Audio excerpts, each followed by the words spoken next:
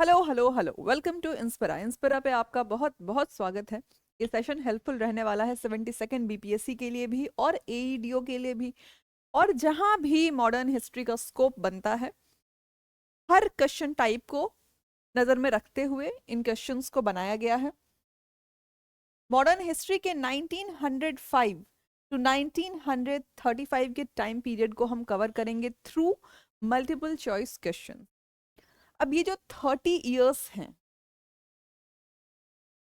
1905 to 1935, in a nutshell, these 30 years have changed the heartbeat of the nation. How?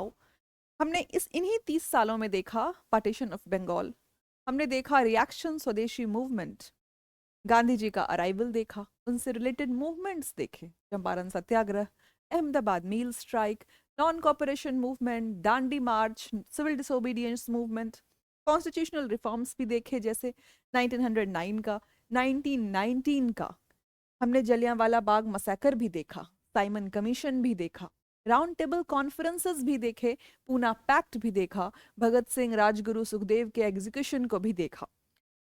तो इन 30 साल को nutshell में अगर हम कहें तो it has change the complete scenario of the independence struggle. इनके क्वेश्चंस बहुत इंपॉर्टेंट होते हैं। मॉडर्न इंडिया में अगर हम क्वेश्चंस देखें तो ये बहुत बड़ा पोर्शन इंक्लूड करता है क्वेश्चंस का। एग्जाम में भी 1905 से लेके 1935 तक के क्वेश्चंस आपको बहुत सारे देखने को मिलेंगे। Let's start with the questions. The protest method of moderate leaders of the Congress was. क्या सवाल है? कांग्रेस के उदारवादी नेताओं का विरोध करने का तरीका क्या था? हम जानते हैं कि कांग्रेस में दो तरह के विंग थे, मॉडरेट्स एंड एक्सट्रीमिस्ट्स। मॉडरेट्स कैसे? जैसे दादा भाई नारोजी। और एक्सट्रीमिस्ट्स कैसे? ला, लाला लाजपत राय, बाल गंगाधर तिलक और बिपिन चंद्र पाल। अब इन ट्रियो को आप याद रखेंगे, ठीक है? तो हमसे पूछा गया है कि जो मॉडरेट्स थे, सुरेंद्रनाथ बैनर्जी जैसे लोग, उनका प्रोटेस्ट मेथड क्या था? ऑप्शंस क्या है हमारे? Non cooperation, constitutional agitation, passive resistance और सिविल डिसोबीडियंस। क्या मेथड था इनका? Constitutional agitation. ये कॉन्स्टिट्यूशनल रिफॉर्म्स में बिलीव करते थे। क्योंकि मॉडरेट्स थे तो इनको वायलेंस पसंद नहीं था, इनको कोई रेसिस्टेंस पसंद नहीं था, इसलिए इनको कहा भी गया था मॉडरेट्स। नेक्स्ट क्वेश्चन क्या है? Which of the following continuously from 1904 onwards emphasized on the grant of self-rule to India? निम्नलिखित में से किसने 1904 के बाद से लगातार भारत को स्वशासन प्रदान करने पर जोर दिया? सुरेंद्रनाथ बैनर्जी, औरबिंदो घोष, फिरोज शाह मेहता, दादा भाई नारोजी। किसने दिया था? दादा भाई नारोजी ने। ठीक है, ये सारे फैक्चुअल क्वेश्चंस हैं, लेकिन आप देखें तो ऐसे क्वेश्चंस बहुत बनते हैं पीसीएस में भी और आने वाले किसी भी एग्जामिनेशन में। क्योंकि हिस्ट्री का कॉन्सेप्ट तो एक बार को हम बहुत इजीली समझ लेते हैं, लेकिन ये जो फैक्ट्स हैं वो कहीं ना कहीं हमें मिसलीड कर देते हैं। इसलिए हमने फैक्चुअल क्वेश्चन को पहले रखा है। जहाँ पे कॉन्सेप्चुअल क्वेश्चन है उसको भी इंक्लूड कर लेंगे, बट दीज फैक्ट्स आपके ये बिल्कुल दिमाग में फीड हो जाना चाहिए। Next question. Who among the following was not an extremist nationalist leader? हमसे पूछा क्या है कि इनमें से एक्सट्रीमिस्ट कौन नहीं थे? ठीक है, विपिन चंद्र पाल, बाल गंगाधर तिलक, लाला लाजपत राय, गोपाल कृष्ण गोखले। अभी मैंने कहा लाल बाल पाल, लाला लाजपत राय, बाल गंगाधर तिलक और विपिन चंद्र पाल, ये तीनों क्या थे? एक्सट्रीमिस्ट थे। हमसे क्या पूछा है? कौन नहीं थे? तो Gopal Krishna Gokhale, he was a moderate leader, Gandhi ji के पॉलिटिकल गुरु भी थे। इनसे रिलेटेड आप एक सोसाइटी का नाम कमेंट सेक्शन में मेंशन करेंगे, मल्टीपल टाइम्स उसको पूछा जाता है। ठीक है, चलिए नेक्स्ट क्वेश्चन पे चलते हैं। The Congress policy of prayer and petition ultimately came to an end under the guidance of Aurobindo Ghosh, Bal Gangadhar तिलक, लाला लाजपत राय, महात्मा गांधी। प्रार्थना और याचिका कांग्रेस की नीति के अंततः कब समाप्त होती है? ऑब्वियसली कोई एक्सट्रीमिस्ट आएगा जिसको लगेगा रेसिस्टेंस भी जरूरी है, सिर्फ प्रेयर और पिटिशन जरूरी नहीं है। तो that extremist and that reformer was बाल गंगाधर तिलक। ठीक है, क्वेश्चंस आपको बेशक आसान लग रहे हों, लेकिन जब ऐसे क्वेश्चंस आपको एग्जामिनेशन में देखने को मिलेंगे तो कई बार फैक्चुअल क्वेश्चंस हमें ले डूबती है। Who called the Indian National Congress as a begging institute? PC Pal, Tilak, Aurobindo Ghosh. इन्होंने कहा नेशनल भारतीय राष्ट्रीय कांग्रेस को भिक्षावृत्ति संस्थान। Bipin Chandra Pal, Bipin Chandra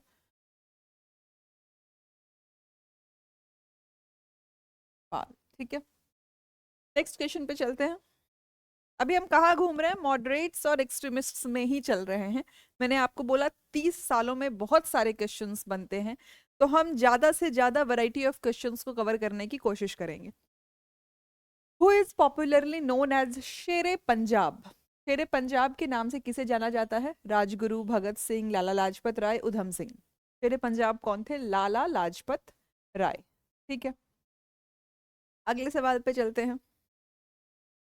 Who called the Congress Conference as the annual national festival of educated Indians? Congress सम्मेलन को शिक्षित भारतीयों का वार्षिक राष्ट्रीय महोत्सव किसने कहा था? लाला लाजपत राय, बाल गंगाधर तिलक, गोपाल कृष्ण गोखले, विपिन चंद्र पाल। तो annual national festival of educated Indians कहा था लाला लाजपत राय ने। ये सब स्टेटमेंट्स आपको देख के जाना चाहिए एक्सट्रीमिस्ट के साथ ही, लेकिन जब दो एक्सट्रीमिस्ट का नाम एक साथ आ जाए तो आपको ये एग्जैक्टली पता होना चाहिए कि किसने बोला है। Who among the following leaders was a supporter of स्वदेशी? औरबिंदो घोष, फिरोज शाह मेहता, दादा भाई नारोजी, सुभाष चंद्र बोस। तो स्वदेशी के सपोर्टर कौन थे? औरबिंदो घोष। औरबिंदो घोष को जेल में इतना टॉर्चर किया था कि बेचारे ने फिर पॉलिटिक्स ही छोड़ दी। Resign from the Congress. Sedition का केस इन पे लगाया था औरबिंदो घोष पे, विपिन चंद्र पाल पे, और इन दोनों ने ही कांग्रेस अपनी पॉलिटिकल करियर को ही खत्म कर दिया। Completely left politics that day onward.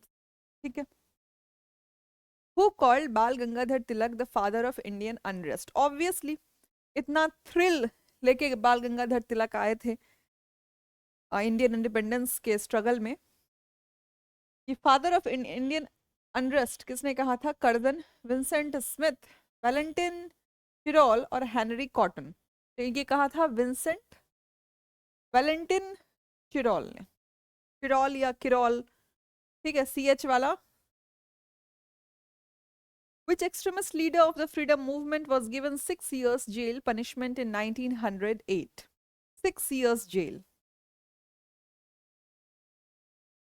Bipin Chandra Pal, बाल गंगाधर तिलक, लाला लाजपत राय, अरबिंदो घोष। हम जानते हैं इस फैक्ट को कि बाल गंगाधर तिलक को कहाँ के लिए डिपोर्ट कर दिया गया था? Mandalay jail. मैंडले जेल कहाँ है? बर्मा में। ठीक है, 6 साल के लिए। मैंडले जेल इन बर्मा। ओके, नेक्स्ट क्वेश्चन पे चलते हैं। बहुत सारे क्वेश्चंस हैं, हम बहुत ज़्यादा एक्सप्लेन नहीं कर सकते हैं, तो बहुत एक्सप्लेनेशन की उम्मीद मत रखिएगा। हमें क्वेश्चंस की वैरायटी ज़्यादा से ज़्यादा कवर करनी है। Who among the following started Ganeshotsav in Maharashtra? Vipin Chandra Pal, Govind Ranade, Lala Lajpat Rai, Bal Gangadhar Tilak. Obviously we know कौन किसने किया था Bal Ganeshotsav. To unite the people, उनको फ्रीडम का मतलब समझाने के लिए, अपना देश समझाने के लिए। तो उनको सबसे अच्छा कॉन्सेप्ट कौन लगा कि रिलीजियसली यूनाइट करना है। तो गणेश उत्सव को शुरू किन्होंने किया था? बाल गंगाधर तिलक ने। In the context of the Indian freedom struggle, 16th October 1905 is well known for which one of the following reasons? The formal proclamation of Swadeshi movement was made in Calcutta Town Hall. Partition of Bengal came into effect. Dadabhai Naroji declared the goal of Indian National Congress was Swaraj. Lokmanya Tilak started Swadeshi movement in Pune. तो ये जो date है ये बहुत important. इस date से बहुत सारे क्वेश्चन, बहुत सारे एग्जाम्स में फ्रिक्वेंटली इस डेट को पूछ लिया जाता है। क्यों? कि दिस वाज द डेट जब partition of Bengal came into effect. ठीक है। Which movement started after the partition of Bengal. अब पार्टीशन ऑफ बंगाल हो गया है तो इसके रिएक्शन में कौन सा मूवमेंट आया था? सिविल डिसोबीडियंस, स्वदेशी movement, quit India movement, non cooperation movement. तो अगर आप हिस्ट्री में क्रोनोलॉजी जानते हैं, है ना, तो chronology is also very important to know कि Quit India movement, non cooperation movement, civil disobedience, इसकी क्रोनोलॉजी भी आपको पता होनी चाहिए। तो पार्टीशन ऑफ बंगाल के रिएक्शन में कौन सा मूवमेंट आया था? स्वदेशी मूवमेंट। सबने क्या किया था? ब्रिटिश गुड्स को जलाना शुरू कर दिया। जो ब्रिटिश के जो कपड़े आते थे वहां से उसको जला दिया, लोगों ने यूज करना बंद कर दिया। जो बड़े बड़े इंडस्ट्रियलिस्ट थे उनने, उन्हीं के पास पैसे थे तो उनने अपने एजुकेशनल इंस्टीट्यूट्स खोलने शुरू कर दिए, स्कूल कॉलेज खुलने शुरू हो गए थे। यहाँ तक कि अगर आप नेशनल यूनिटी देखें तो इस स्वदेशी मूवमेंट के सपोर्ट में जो ब्रिटिश कपड़े अगर धोबियों के पास धुलने चले गए तो वो धोबी कपड़े धोने से तक मना कर देते थे। This was the unity behind स्वदेशी मूवमेंट। तो पार्टीशन ऑफ बंगाल के रिएक्शन में क्या आया था? स्वदेशी मूवमेंट। ठीक है। क्रोनोलॉजी की अगर बात करेंगे तो स्वदेशी मूवमेंट, फिर आएगा नॉन कॉपरेशन, फिर सिविल डिसोबीडियंस और फिर quit India movement. Next, the declaration of partition of Bengal was done on, again repeated question. The declaration of partition of Bengal was done on, हमने जो पहले क्वेश्चन देखा था वो क्या था? Came into effect. ये क्वेश्चन था ना कि 16 October 1905 partition of Bengal came into effect, 16 October. अब देखते हैं कि इसकी डिक्लेरेशन कब हुई थी। तो the declaration of partition of Bengal was done 19 July, 7 August, 15 August, 16 October. तो कब डिक्लेयर? ये 18 जुलाई और 19 जुलाई को लेके काफी कंफ्यूजन रहता है। तो जहां आपको जैसे ऑप्शंस मिले उस हिसाब से आपको ऑप्शन टिक करना है। ठीक है। तो डिक्लेरेशन हुई थी 19 जुलाई और that came into effect on 16 of October. Okay, चलिए। Who said about the Bengal partition? The partition announcement fell like a bomb shell. Bengal विभाजन के बारे में किसने कहा कि विभाजन की घोषणा बम के गोले की तरह गिरा? सुरेंद्रनाथ बनर्जी, गोपाल कृष्ण गोखले, विपिन चंद्र पाल, चितरंजन दास। किन्होंने कहा था ये? सुरेंद्रनाथ बनर्जी। आप बिहार में आप बीपीएससी के क्वेश्चंस को देखेंगे या फिर एईडीओ के क्वेश्चन को, या आपने अगर सीडीपीओ का क्वेश्चन को कभी एनालाइज किया होगा तो हिस्ट्री में देखिए जो इम्पोर्टेंट पोर्शन है वो तो है ही, उनका मोड कैसे चेंज होता है कि कभी उन्होंने डायरेक्ट क्वेश्चन पूछ लिया, कभी कॉन्सेप्चुअल पूछ लिया और कभी स्टेटमेंट वाइज क्वेश्चंस पूछ लेते हैं। उनको ऐसा लगता है कि क्रोनोलॉजी तो हम पढ़ते ही हैं, किस मूवमेंट में किस लीडर का योगदान था, क्या रिजल्ट्स आए, ये सब तो हम याद करते ही हैं, समझते ही हैं। और ये जो स्टेटमेंट बेस्ड क्वेश्चन है जिसको सीधे याद करना होता है, सिंपली लर्न इट, इसमें कोई दिमाग नहीं लगा सकते आप, कोई एलिमिनेशन नहीं कर सकते हैं आप। तो आपको क्या करना होगा? The partition announcement fell like a bombshell, ये स्टेटमेंट किसने दिया था? सुरेंद्रनाथ बनर्जी ने। Just remember it. अगर ये क्वेश्चन आ गया तो हम इसको ऐसे ही टिक करके आ रहे हैं। The following programs were launched by the nationalist against the partition of Bengal. Bengal के विभाजन के विरुद्ध राष्ट्रवादियों द्वारा निम्नलिखित कार्यक्रम शुरू किए गए थे? बॉयकॉट, स्वदेशी, नॉन कॉपरेशन, नेशनल एजुकेशन। अभी क्या करना है कि हमें सिलेक्ट द करेक्ट आंसर करना है। अब देखो पार्टीशन ऑफ बंगाल के अगेंस्ट कौन कौन सा शुरू किया गया था? बॉयकॉट तो था ही, स्वदेशी भी था और नेशनल एजुकेशन पॉलिसी भी आई थी। ठीक है। क्या नहीं था? Non cooperation movement. तो क्या आंसर गया? 1 2 4। नेशनल एजुकेशन ये पॉलिसी मुझे लगता है छूट गया।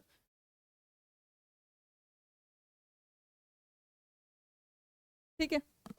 नेशनल एजुकेशन कमेटी भी एक फॉर्म हुई थी कि अब से हम किसी भी ब्रिटिश इंस्टीट्यूट्स में नहीं पढ़ेंगे। तो इंडस्ट्रियलिस्ट ने क्या किया था, जो उस वक्त के वेल्दी लोग थे उन लोगों ने अपना स्वदेशी इंस्टीट्यूट भी खोला था, इंडिया का अपना इंस्टीट्यूट जिसमें जाके लोग पढ़ते थे। चलिए अगला क्वेश्चन क्या है? 7 August is declared as the national handloom day, correct है। Statement 2, it was in 1905 that the Swadeshi movement was launched on the same day. This is totally true. और एक्सप्लेनेशन भी सही है कि 1905 में, क्योंकि उसी दिन स्वदेशी मूवमेंट लॉन्च हुआ था। उसी डेट को हम क्या मनाते हैं? नेशनल हैंडलूम डे के दिन से। किस डेट को? 7 अगस्त को। बहुत सारे फैक्ट्स आपको एक ही क्वेश्चन में मिल गए। और ये मैं बताऊं आपको, सीएससी का पूछा हुआ क्वेश्चन है। और ईयर आई डोंट रिमेम्बर, लेकिन पूछा था इसको। और 2019 या 20 का पूछा हुआ ये सवाल है।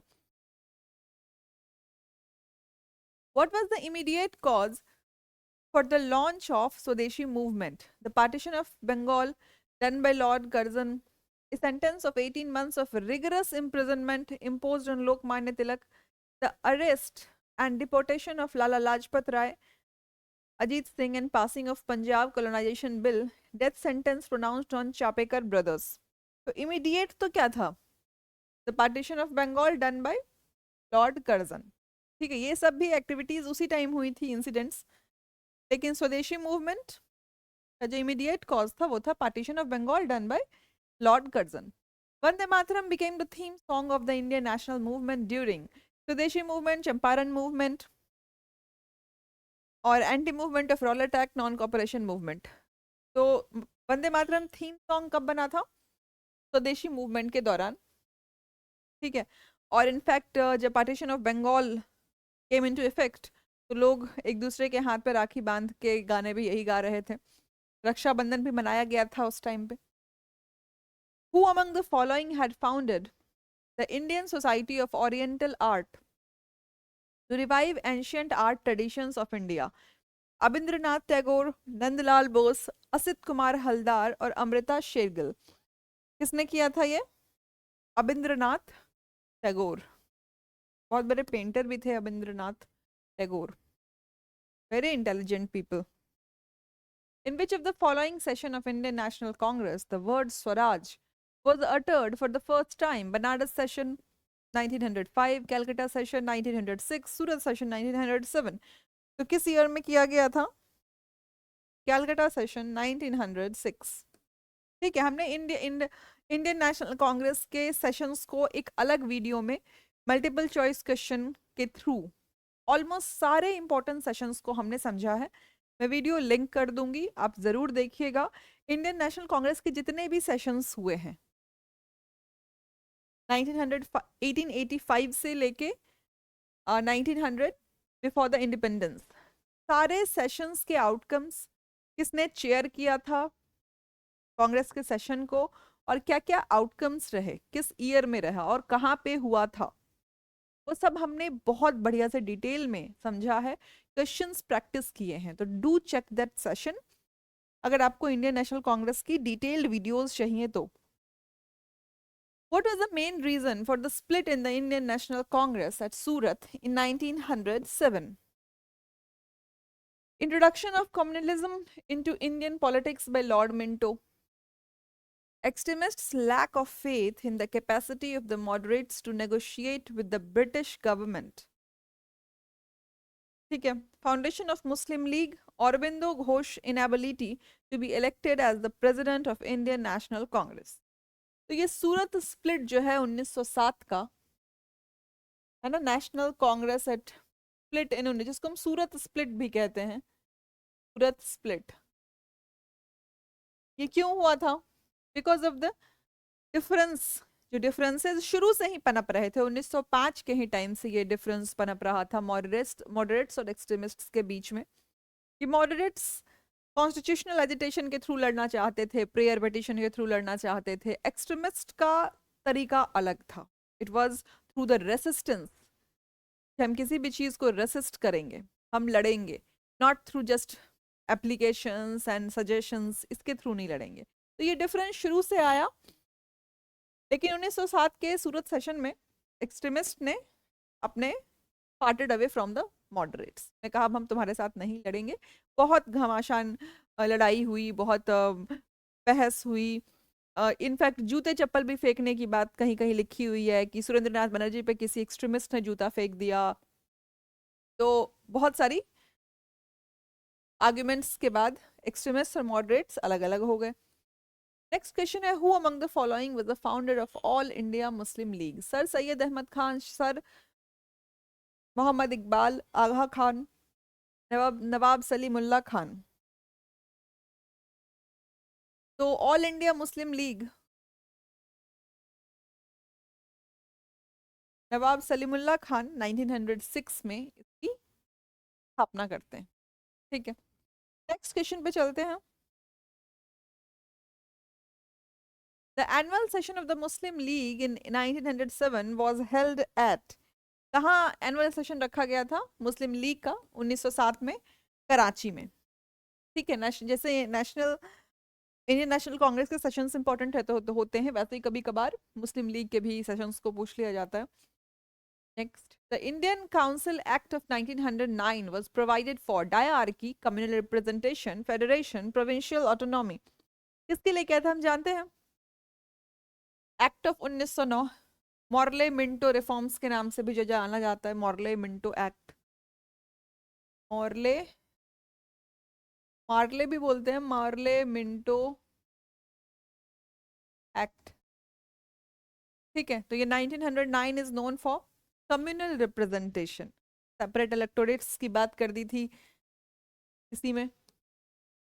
इसको भी हमने कवर किया हुआ है, जितने कॉन्स्टिट्यूशनल रिफॉर्म्स हैं शुरू से, बिल्कुल 1858 से पहले से भी चार्टर एक्ट से हमने शुरू किया हुआ है।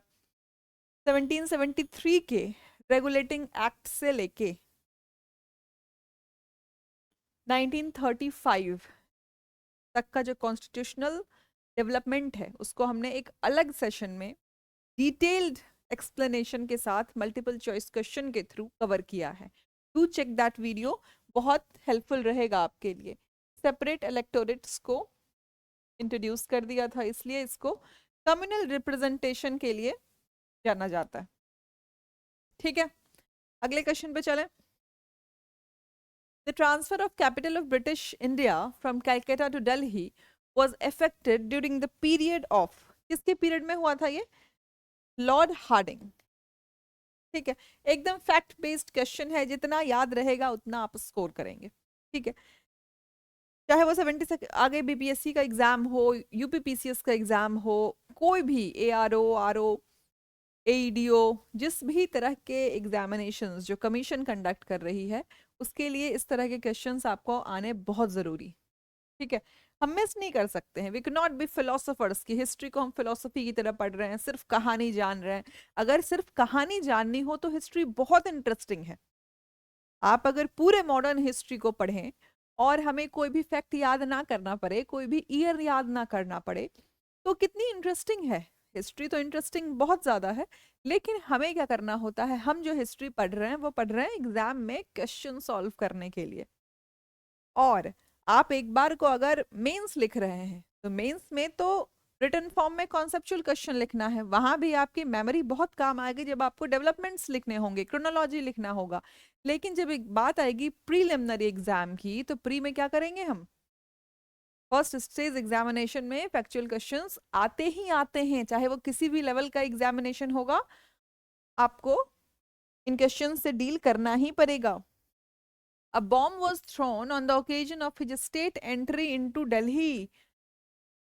Lord Curzon Mayo Minto Harding. He was Lord Harding. Britishers उसको दिल्ली कॉन्स्पिरेसी केस भी बोलते हैं, कहीं कहीं इसे दिल्ली, लेट मी राइट, ठंड बहुत है दिल्ली में अभी, कॉन्स्पिरेसी, तो the hands are trembling right now, है ना, शिवर कर रहा है बिल्कुल। When was Bihar first separated from the Bengal presidency under the British ruled India? 1912, 1936, 1947। अब ये क्वेश्चन कितनी बार आपने किया होगा? so many times, right? 1912, और उसके बाद एक सेपरेशन होता है बिहार उड़ीसा का कब? 1936 में। तो ये दो डेट्स, दो ईयर्स हमको हम याद करते हैं जब भी सेपरेशन ऑफ बिहार की बात होती है। ठीक है, अगले सवाल पे चलते हैं। The Lucknow session of Indian National Congress that took place in 1916 was presided over by Annie Besant, Lala Lajpat. देखो लखनऊ सेशन है, ठीक है, 1916 का लखनऊ सेशन, तो इसको प्रिजाइड किसने किया था? एनी बेसेंट, लाला लाजपत राय, मोतीलाल नेहरू, AC मजूमदार। तो किसने किया था इसको? AC मजूमदार ने। बिल्कुल ध्यान रखेंगे, बहुत इंपॉर्टेंट है लखनऊ सेशन, ठीक है। ये 1916 का लखनऊ सेशन बहुत बहुत इंपॉर्टेंट है। The famous Lucknow Pact was signed between the Congress and Muslim League in किस ईयर में साइन किया था?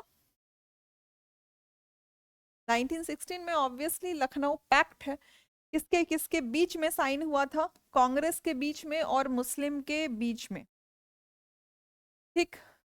अब ये लखनऊ पैक्ट क्यों इंपॉर्टेंट रहा और क्यों साइन हुआ कांग्रेस और मुस्लिम लीग के बीच में ये पैक्ट? इसमें जिन्ना का बहुत बड़ा रोल रहा, है ना, क्योंकि जिन्ना मुस्लिम लीग के भी पार्ट रहे क्या थे, और कांग्रेस के पार्ट भी रहे थे।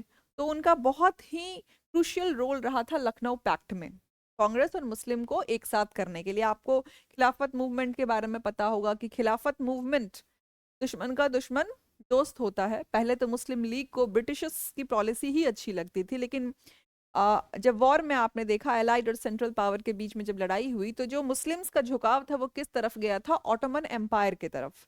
तो ऑटोमन एम्पायर की तरफ होने की बजाय उनको क्या लगा कि ब्रिटिशर्स की जो पॉलिसी है वो अगेंस्ट द मुस्लिम है, क्योंकि खलीफा सबके हेड थे। जो खलीफा थे वो सारे मुस्लिम्स उनको अपना हेड मानते थे, तो खलीफा के अगेंस्ट कुछ भी करना was completely against the entire community, the entire religion.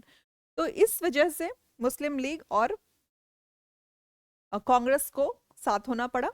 Muslim league ने कांग्रेस का हाथ थामा कि चलो अब हम कांग्रेस के साथ मिलकर लड़ाई लड़ेंगे, ठीक है।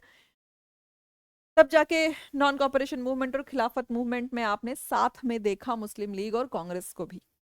तो लखनऊ पैक्ट कहाँ साइन हुआ था? 1916 में। कुछ मेजर आउटकम्स थे लखनऊ पैक्ट के, जैसे उनने रिजर्वेशन मांग ली थी, सेपरेट इलेक्टोरेट्स मांग लिए थे। तो Lucknow pact is also very important, उसके आउटकम्स इंपॉर्टेंट हैं सारे। Who made the agreement between Muslim League and Congress in 1916? ये काम किसने किया था? अगर अगर देखेंगे तो तिलक का भी रोल था और एनी बेसेंट का भी रोल था, दोनों का ही रोल था। तो ई मार लेते हैं, ए और सी, ठीक है। दोनों का ही रोल था, थोड़ा थोड़ा तिलक का भी रोल था। और हु मेड द एग्रीमेंट, तो उसमें एनी बेसेंट और बाल गंगाधर तिलक दोनों का रोल था। Which of the following sessions of Indian National Congress Mahatma Gandhi was apprised of the problems of the Champaran peasants? Banaras session, Calcutta session, Surat session, Lucknow session. अब आपको इस हिसाब से पहले कौन सी डेट पता होनी चाहिए? चंपारण सत्याग्रह की डेट, कि चंपारण सत्याग्रह कब होता है? 1917 के आसपास। तो उससे पहले के सेशन में ही ये बात उठाई गई होगी, लखनऊ सेशन 1916, ठीक।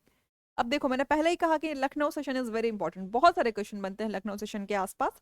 तो जब भी आप रिवाइज भी करेंगे, आपके जो शॉर्ट नोट्स भी होंगे, तो ज़्यादा से ज़्यादा हम क्या करेंगे, लखनऊ सेशन के इंफॉर्मेशन को, लखनऊ सेशन के शॉर्ट पॉइंट्स को ज़्यादा इंक्लूड करेंगे। देख लिया Lucknow session 1960 and right all the, just jot down all the important points related to it, ठीक है। एक माइंड मैप बना लेंगे लखनऊ सेशन को लेके। The movement in India which became popular during the First World War was the Swadeshi boycott, Home Rule movement, Separatist movement और Swaraj party movement. अब first world war का टाइम क्या था? 1914 से 1914 से लेके 1918 तक चला था, ठीक है। अब हमसे पूछ रहा है कि कौन सा मूवमेंट इंडिया में पॉपुलर हुआ था फर्स्ट वर्ल्ड वॉर के दौरान? Swadeshi, boycott, home rule, separatist movement, Swaraj party movement. तो which was the movement during this period? Home rule movement. दो लोगों ने मिलकर चलाया था, किन्होंने? एनी बेसेंट ने भी और बाल गंगाधर तिलक ने भी। बाल गंगाधर तिलक का जो एरिया था वो लिमिटेड एरिया था, वो महाराष्ट्र के आसपास ही थे होम रूल मूवमेंट जब चला रहे थे। एनी बेसेंट का पैन इंडिया मूवमेंट ये चल रहा था, ठीक। नेक्स्ट क्वेश्चन पे चलते हैं। Which of the following is not associated with home rule movement? C R. Das, Subramanyam Iyer, Annie Besant, Bal Gangadhar Tilak. तो इसमें से होम रूल मूवमेंट से एसोसिएटेड कौन नहीं थे? सी.आर. दास, ठीक है। चितरंजन दास। एनी बेसेंट और तिलक तो लीड रोल थे ही। नेक्स्ट क्वेश्चन क्या है अपना कि 1920 which of the following change its name to Swarajya Sabha? All India home rule league, Hindu Mahasabha, South Indian liberal federation, the servants of Indian society.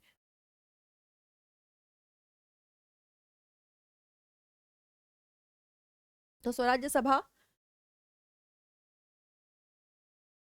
किसने रख दिया था ये नाम? महात्मा गांधी ने। कहानी क्या रही थी इसकी? Named by Mahatma Gandhi. Swaraj Sabha, this name was named by Mahatma Gandhi ji. Okay. क्या हुआ था कि जब एनी बेसेंट ने home rule movement, Annie Besant के होम रूल मूवमेंट को और तिलक के होम रूल मूवमेंट को एक साथ जोड़ दिया गया था all India home rule League के नाम से, और महात्मा गांधी ने लेटर ही renamed this All India home rule League movement as Swarajya Sabha. ठीक।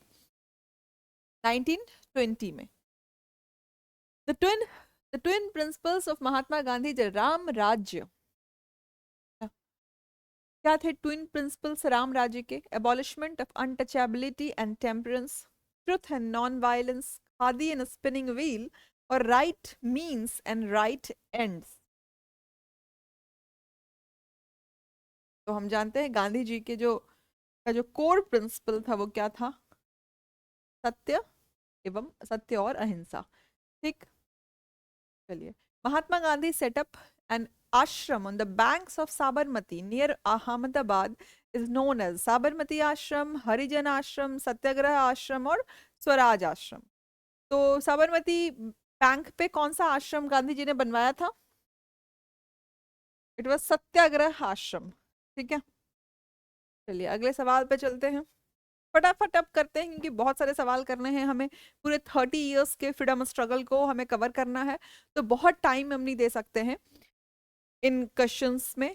एक्सप्लेनेटरी वीडियोस बहुत सारे तो ऑलरेडी हमने बना के अपलोड किए हुए हैं, और भी आगे जब हम हिस्ट्री को डिटेल में पढ़ेंगे तो बहुत सारी कहानियां डिटेल में भी समझ लेंगे, लेकिन फिलहाल हमारा गोल क्या है?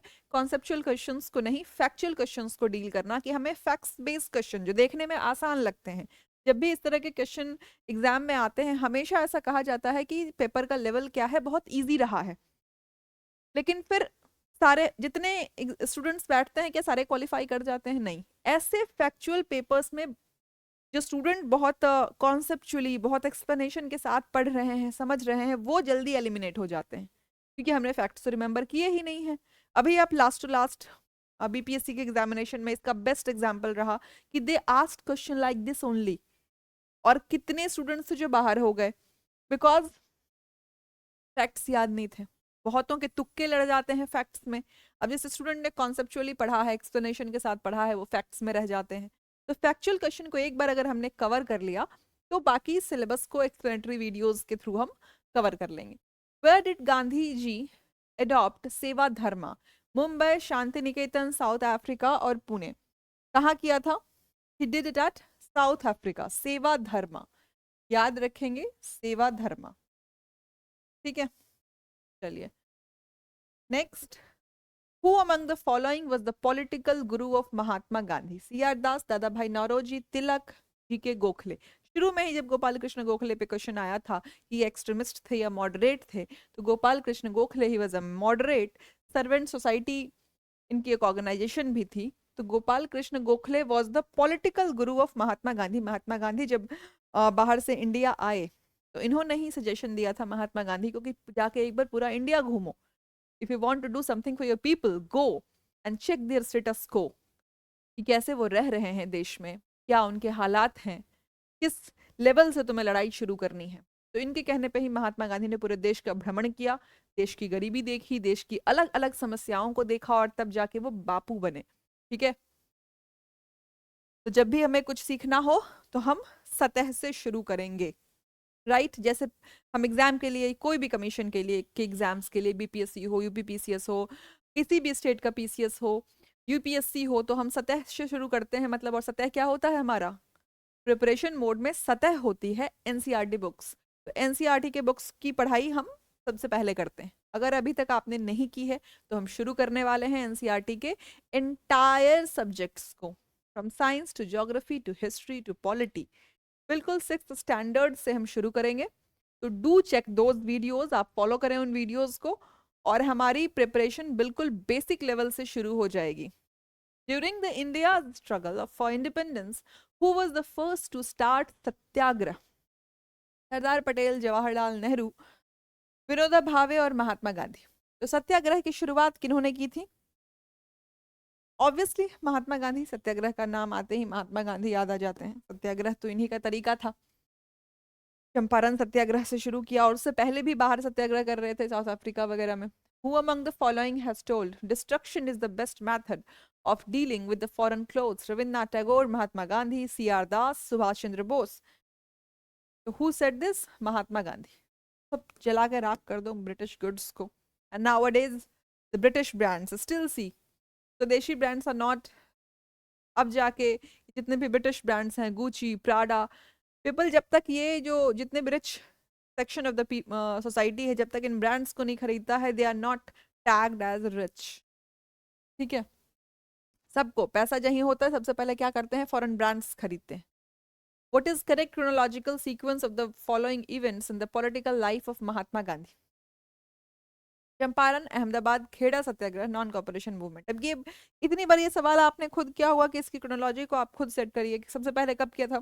चंपारण सत्याग्रह 1917 की बात है। अहमदा और खेड़ा 1918 के लमसम हुआ था, और 1920 की बात है नॉन कॉपरेशन मूवमेंट। ठीक है, तो क्या हमारा सीक्वेंस हो, क्रोनोलॉजी हो गया 1 2 3 4। The prefix Mahatma was added with the name of Gandhi कहाँ ऐड किया गया था? चंपारण सत्याग्रह में, Satyagraha against Rowlatt Act, Amritsar session of Indian National Congress, at the beginning of Khilafat movement. तो महात्मा गांधी प्रीफिक्स कहाँ ऐड किया गया था? ड्यूरिंग चंपारण सत्याग्रह। ठीक है, गांधी के नाम के आगे महात्मा लगा दिया गया था। Who was the secretary of Mahatma Gandhi during Noakhali? Noakhali, it was just a fact. Noakhali की जो कहानी है, जब मैंने हिस्ट्री की बुक में जब मैं पढ़ रही थी तो उतना सीरियसली मैंने नहीं पढ़ा था। I just took it as an event कि इतने सारे अत्याचार हुए हैं, इतने सारे राइट्स हुए हैं, तो ये भी उनमें से एक होगा। Recently I saw film Bengal Files. I don't know how many of you agree with that. कि एक मूवी देखी मैंने बंगाल फाइल्स, और उसमें जब मैंने नोआखली को देखा, नोआखली के बारे में सुना और वहाँ के राइट्स देखे, तो जाके मुझे और ज़्यादा लाइक अ फिल्म आपको जितनी आसानी से कोई चीज़ समझा देता है, किताबें नहीं समझा पाती हैं, है ना। शायद इसलिए इसको, फिल्म को इतना आसान कहा गया है कि सोसाइटी का हर सेक्शन मूवी देख के हर कहानी को समझ लेता है। जिसको कहीं से समझ में नहीं आता है उसको सिनेमा से समझा लिया जाता है। सिनेमा इतना बड़ा मैसेज होता है। तो बंगाल फाइल्स में जब मैंने नोआखली की कहानी देखी तो मुझे, फिर मैंने जाके वापस से हिस्ट्री पढ़ी, और फिर मैंने नोआखली की कहानी पढ़ी कि what has actually happened in Noakhali. तो नोआखली में जो सेक्रेटरी थे महात्मा गांधी के, वो कौन थे? प्यारेलाल थे। ठीक है, चलिए अगले सवाल पे चले हम। Next our question is, in which of the following satyagrah movements did Gandhi ji not participate directly? आप राजकोट सत्याग्रह में थे, खेड़ा में थे, नॉन कॉपरेशन में थे। वाईकोम सत्याग्रह में गांधी जी डायरेक्टली उन्होंने पार्टिसिपेट नहीं किया था। ठीक है, कौन सा सत्याग्रह? वाईकोम सत्याग्रह, बिल्कुल याद रखेंगे। Indian cotton merchant banker, sorry,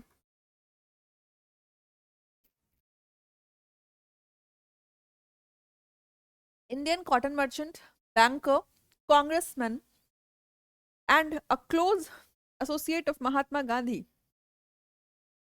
कौन थे? The description fits with G.D. Birla, M.R. Jayakar, Jamnalal Bajaj और V.S. श्रीनिवास शास्त्री। तो Indian cotton merchant still, Birla group is very famous. आपने बिरला ग्रुप का नाम बहुत सारी जगह पढ़ा होगा, इलेक्ट्रॉनिक्स से लेके merchants, goods, everything you must have read about it. Okay, G.D. Birla, लेकिन बिरला ग्रुप्स नहीं है, it is Jamnalal Bajaj.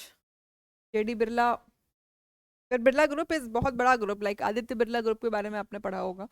Who one of the following had commanded Mahatma Gandhi to spend the first years in India with the ears open but his mouth shut? जैसा मैंने आपको कहा, महात्मा गांधी के जो political गुरु थे, जिन्होंने उनको कहा, मोटिवेट किया कि जाओ पूरे देश की हालत देख के आओ पहले, क्या देश की स्थिति है, कहाँ भुखमरी है, कहाँ गरीबी है, कहाँ शिक्षा नहीं पहुंच पाई है अभी तक. वो कौन थे? उन्होंने ये भी कहा था कि विद हिज ईयर्स ओपन, अपने कान खुले रखना लेकिन मुंह बंद रखना. कान खुले रखोगे तब तो ज्यादा से ज्यादा समस्याओं को सुन पाओगे. दादा भाई नौरोजी, तिलक मेहता और गोपाल कृष्ण गोखले. तो हुआ ही गोपाल कृष्ण गोखले, पॉलिटिकल गुरु ऑफ महात्मा गांधी, एकदम रट लेना है. Next question. Gandhi ji started his first satyagraha against British attack on Turkey, government of India, payment of low wages to workers, Rowlatt act. तो गांधी जी ने अपना पहला सत्याग्रह किसके खिलाफ किया था? Payment of low wages to workers. और वैसे ये तुर्की नहीं अब तुर्की ही बोलते हैं, टर्की से तुर्के ये बन चुका है. नेक्स्ट हमारा क्वेश्चन क्या है कि Mahatma Gandhi delivered his first public speech Bombay, Lucknow, Champaran, Varanasi. तो बनारस हिंदू यूनिवर्सिटी में जो पहला स्पीच गांधी जी ने दिया था वो कहाँ दिया था? BHU Varanasi, Banaras Hindu university. बहुत इंपॉर्टेंट क्वेश्चन, बहुत बहुत इंपॉर्टेंट क्वेश्चन. मैं आपको बताऊं कि जब भी ऐसा सवाल आता है लोगों का दिमाग सबसे पहले कहाँ जाता है? चंपारण पे, क्योंकि यही एक मास मूवमेंट है. चंपारण सत्याग्रह को हम सबसे पहले पढ़ते हैं. अगर आप हिस्ट्री की बुक्स में भी पढ़ेंगे तो जो पहला मेजर सेक्शन बनता है अराइवल ऑफ गांधी में, वो चंपारण सत्याग्रह बनता है. लेकिन अगर ऐसा सवाल आपसे पूछ लिया कि पहली स्पीच गांधी जी ने कहाँ डिलीवर की थी, तो आप शायद मिस कर सकते हैं. लेकिन यहाँ इस क्वेश्चन को सॉल्व करने के बाद आप मिस नहीं करेंगे कि वाराणसी में गांधी जी ने पहली स्पीच दी थी. ठीक, अगले सवाल पे चलते हैं. Which of the following struggles of Mahatma Gandhi was related to industrial workers? Champaran, Ahmedabad, Kheda. तो इन कौन से इंडस्ट्रियल वर्कर्स से सबसे पहले रिलेटेड था? ऑब्वियसली अहमदाबाद टेक्सटाइल मिल्स का जो स्ट्राइक था, तो इंडस्ट्रियल वर्कर्स से रिलेटेड था. Which of the following pairs is correctly matched regarding propounding principle of trusteeship of Mahatma Gandhi? South Africa 1903, London 1904, Delhi 1905, Ahmedabad 1906. So which was it? Ahmedabad 1906. ये trusteeship यहाँ नहीं थी, ये गलत है. Next. What does Gandhian innovation mean? To produce more, to produce in domestic economy, to produce for consumption, to produce for less input for more people. तो ये जो थी वो क्या बात थी?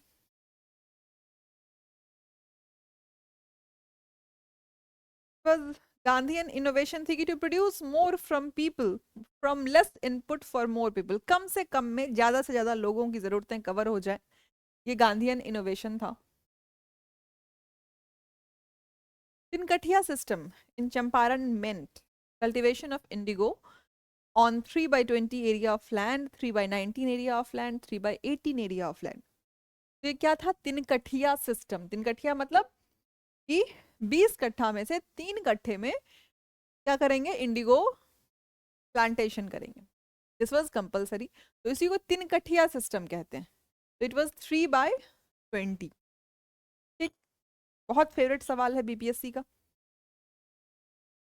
At which place of Bihar Gandhi ji started satyagrah for the first time in India? Patna, गया, Madhubani, Champaran. Obviously कहाँ किया था? चंपारण में.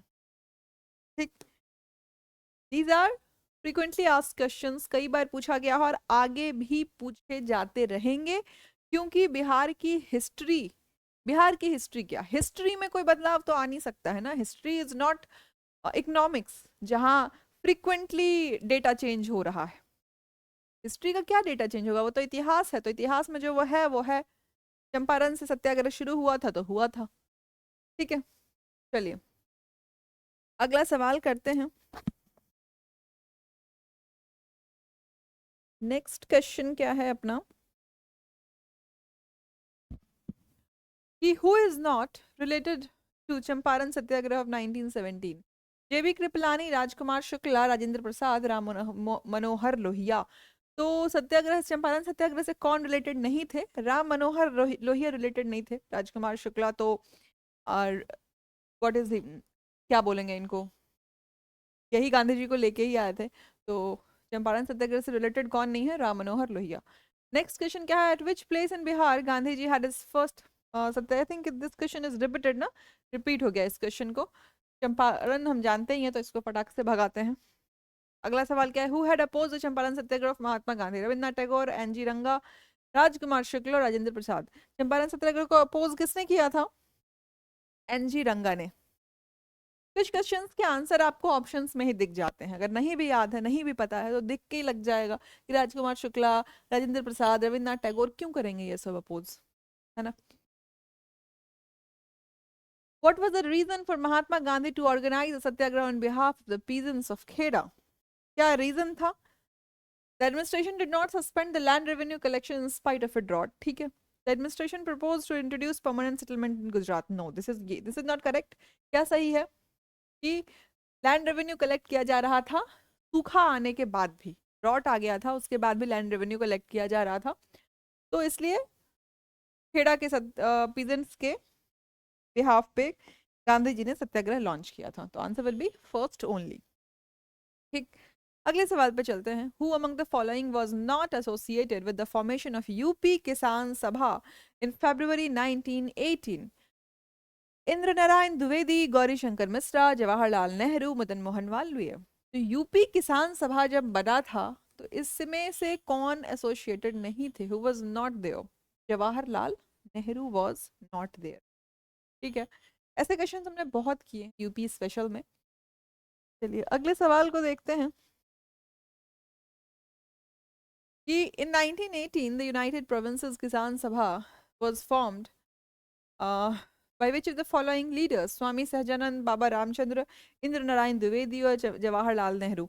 तो इंद्र नारायण द्विवेदी बहुत इंपॉर्टेंट नाम है कब, जब बात आती है यूनाइटेड प्रोविंसेस किसान सभा की। बिल्कुल याद रखेंगे इस क्वेश्चन को। कितनी बार पूछा गया है यूपी कमीशन में और बिहार में, इसका कोई काउंट नहीं। ठीक है, चलिए अगले सवाल पे चलते हैं। नाई धोबी बंद was a form of social boycott in 1919. नाई धोबी बंद was started by the farmers of Pratapgarh district. Movement started by cents for emancipation of people of lower classes, was a step against contractors of lower castes by landlords, was a movement against contractors by lower castes. So नाई धोबी बंद क्या था? Pratapgarh district में नाई धोबी बंद एक movement चलाया गया था, सोशल बॉयकॉट। प्रतापगढ़ डिस्ट्रिक्ट कहाँ है? उत्तर प्रदेश में। मैप पे चेक कर लीजिएगा। Next, what was the aim of Eka movement in Awadh? To stop, to give rent to the government, to protect the rights of landlords, end of satyagraha, transformation of rent into cash. क्या था ये? Transformation of rent into cash. Main M एका movement का। एका movement कब हुआ था आप मेंशन करेंगे कमेंट सेक्शन में। अभी अभी अगर आपने यूपी पीसीएस के पेपर को एनालाइज किया होगा तो आपको पता होगा कि इन मूवमेंट्स की क्रोनोलॉजी पूछ लेते हैं। देखा है आपने? जरूर देखें, एका मूवमेंट, पबना मूवमेंट, इन सब की क्रोनोलॉजी 2-3 क्वेश्चन में पूछा हुआ है, डू चेक दैट। अगला सवाल क्या है?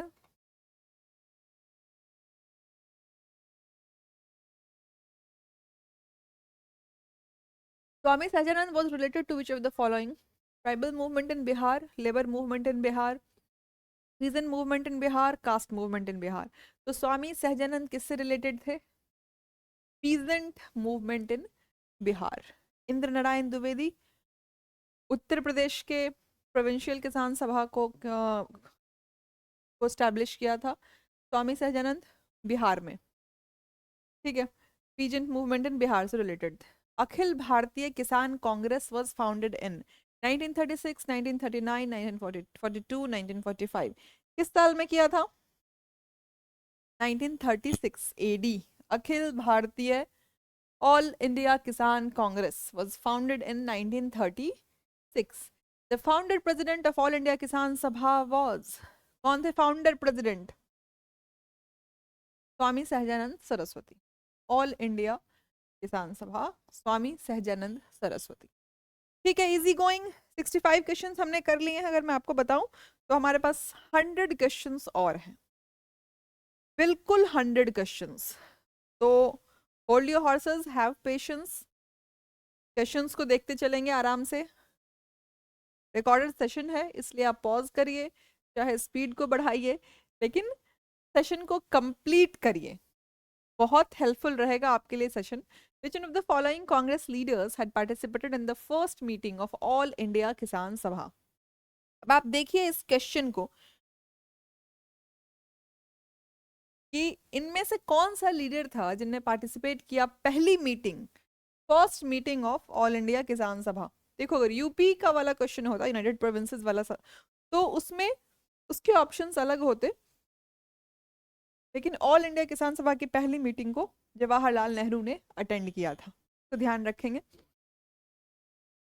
The leader of Bardoli Satyagraha was Sardar Vallabh भाई Patel, Mahatma Gandhi, Vitthal Bhai J Patel, Mahatma Mahadev Desai.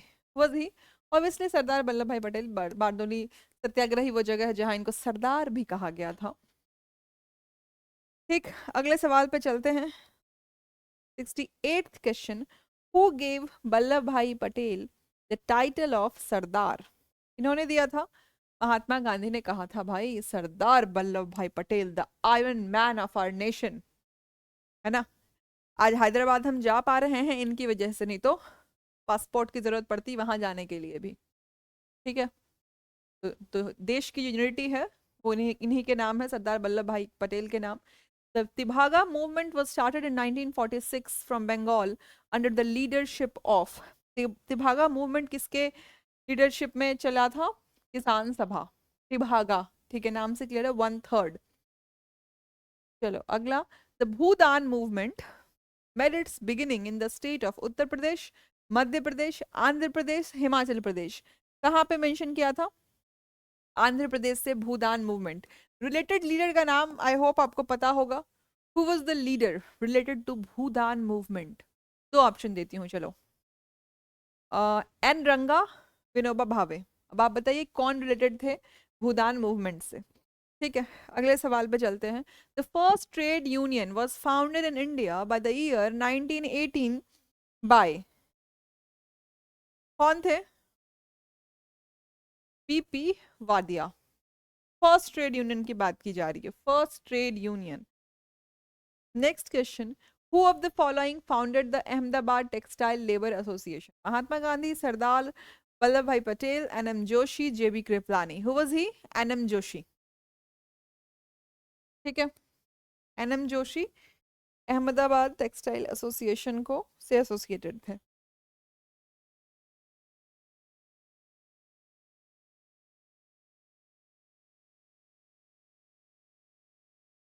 Who was the first president of All India Trade Union Congress? Who was the first president? पहले president all India trade union Congress के कौन थे? लाला लाजपत राय। एक मिनट, लास्ट क्वेश्चन के बाद फिर से देखेंगे। Who of the following founded Ahmedabad textile labour association? ये एनएम जोशी नहीं थे, ये महात्मा गांधी ने किया था। नेक्स्ट क्वेश्चन क्या है अपना? Who has presided over the inaugural session of, ने कोई मिस तो नहीं किया? ये फोर्थ क्वेश्चन कर रहे हैं हम कि who has presided over the inaugural session of All India trade union Congress held in 1920? लाला लाजपत राय, बाल गंगाधर तिलक, बिपिन चंद्र पाल, सुरेंद्रनाथ बनर्जी। किसने किया था? लाला लाजपत राय। ठीक, how important figure he is Lala Lajpat Rai. अगले सवाल पे चलते हैं कि Kanpur conspiracy case was against the leaders of Khilafat movement, non cooperation movement, communist movement, revolutionary movement. तो कानपुर कॉन्स्पिरेसी केस किनके खिलाफ था? Communist movement. ठीक, good going. Next question, the revolutionary phase of the trade union movement in India was 1939 to 45, 1926 to 39। Trade union की बात कर रहे हैं, ध्यान रखेंगे। Trade union, revolutionary phase of the trade union. जितने भी बच्चों ने ईपीएफओ का एग्जाम दिया होगा बहुत डिटेल में पढ़ा होगा ट्रेड यूनियन को, क्योंकि वहां हम एक पूरी क्रोनोलॉजी पढ़ते हैं कि how the trade union formed, how the trade union was formed, और अभी तक क्या प्रोग्रेस रहा है ट्रेड यूनियन को लेके। तो रिवोल्यूशनरी फेज ट्रेड यूनियन का कौन कौन सा था, कौन सा ईयर था, तो इट वाज 1926 टू 1939। ठीक है, अगले सवाल पे चलते हैं। Who formed the Radical Democratic Party in 1940? M N. Roy ने बनाया था radical democratic party in 1940। Fact based question, nothing to explain. आगे चलते हैं। During the Indian freedom struggle why did the Rowlatt act arouse popular indignation. Popular indignation का क्या मतलब है कि भारतीय स्वतंत्रता संग्राम के दौरान रॉलेट अधिनियम ने लोगों में आक्रोश क्यों जगाया। रॉलेट एक्ट की बात है ना, तो गवर्नमेंट के पास इतनी अथॉरिटी आ गई थी, किस बात की अथॉरिटी के, बिना ट्रायल के भी लोगों को उठा लो, है ना, कहीं भी चार लोग मिले बिना ट्रायल के उनको अरेस्ट कर लो, इतनी अथॉरिटी गवर्नमेंट के पास आ गई थी। That was the reason. With the reference to Rowlatt Satyagraha, which of the following statements are correct? The Rowlatt Satyagraha was based on the recommendation of Sedition Committee. Rowlatt Satyagraha, Gandhiji tried to utilize the Home Rule League. Demonstrations against the arrival of Simon Commission coincided with the Rowlatt Satyagraha. ठीक है, तो it is Simon commission के arrival से कुछ नहीं करना था Rowlatt Satyagraha को। It was based on sedition committee, और दूसरा Gandhi ji try to utilize the Home rule League. ये सही है, ईयर भी मैच कर रहा है, उसके आसपास का ही है, तो B is going to be the answer. Simon commission बहुत बाद की बात है ना, 1927 की बात है, तो कनेक्ट नहीं कर रहा है। अगला, who was the viceroy of India when the Rowlatt act was passed? Irwin, reading, Chelmsford और वेवल। तो कौन थे वाइसरॉय उस टाइम के? चेम्सफोर्ड। 1919 का जो एक्ट है, मॉन्टेग चेम्सफोर्ड उस वक्त वाइसरॉय थे, तो इनकी का नाम आ जाता है वहीं पे, तो इससे भी तो कुछ तो एक्ट्स ही बन गए इनके नाम पे, तो इन दो वाइसरॉय को तो आप भूल ही नहीं सकते हैं, एक तो मिंटो को और दूसरा चेम्सफोर्ड को। इनके तो नाम का ही एक थे। इरविन पैक्ट है, तो आप इरविन को भी याद रख सकते हैं। ऐसे कुछ कुछ है नाम जो वाइसरॉय के नाम से ही एक्ट्स बने हुए हैं। ठीक है, वाइसरॉयज को लेके भी हमने एक वीडियो बनाया है, एमसीक्यू के थ्रू कवर किया है, बहुत डिटेल में कवर किया है सारे वाइसरॉयज को। जरूर देखें उन वीडियोस को, बहुत हेल्पफुल रहेगा आपके लिए। मैं लिंक डिस्क्रिप्शन में डाल दूंगी। The anarchical revolutionary crime act was popularly known as Rowlatt, Pitt's India, Indian Arms Act, Ilbert Bill. तो ये क्या नाम है? Rowlatt Act, anarchical and revolutionary crime act, इसी का नाम था। रॉलेट एक्ट, ब्लैक एक्ट, ये सब इसी के नाम है। The massacre of the crowd at Jallianwala Bagh at Amritsar took place May 5, 1918, April 1, 1919, April 13, 1919 और जुलाई 29, 1919। कब हुआ था ये? अप्रैल 13, 1919, बैसाखी के, on the occasion of Baisakhi लोग आए थे, इस बात से बेखबर कि वहाँ कर्फ्यू लगाया हुआ है। ठीक है, बैसाखी के मेले पे लोग वहाँ जुटे थे अपने फेस्टिवल को एंजॉय करने के लिए, और वहाँ धुआंधार गोली चला दी गई। आप में से कितने लोग गए हैं जलियांवाला बाग, जलियांवाला बाग को देखने के लिए? नहीं गए हैं तो देखने जाओ यार, हमारी आपको दिखेगा वहां, आप रिलेट कर पाएंगे how cruel the Britishers were, कितना ऑपरेसिव उनका रूल था। अपने हिस्ट्री को आप जितने भी फॉरेन कंट्रीज को देखेंगे, वो सारे दिखाते हैं अपने यंगर जनरेशन को, अपने नई पीढ़ियों को, कि देखो हमारे साथ कितनी एट्रोसिटी हुई है, कितनी क्रुएल्टी हम पे की गई है, कितना हमें ऑप्रेस किया गया है। अभी जर्मनी जर्मनी में क्या करते हैं, वो अपने स्कूल के बच्चों को भी जाके दिखाते हैं, राइट। जापान में जहाँ जहाँ अटैक हुआ है, हिरोशिमा और नागासाकी में, वहाँ बच्चों को ले जाके दिखाया जाता है, see how it was demolished, how it was distracted.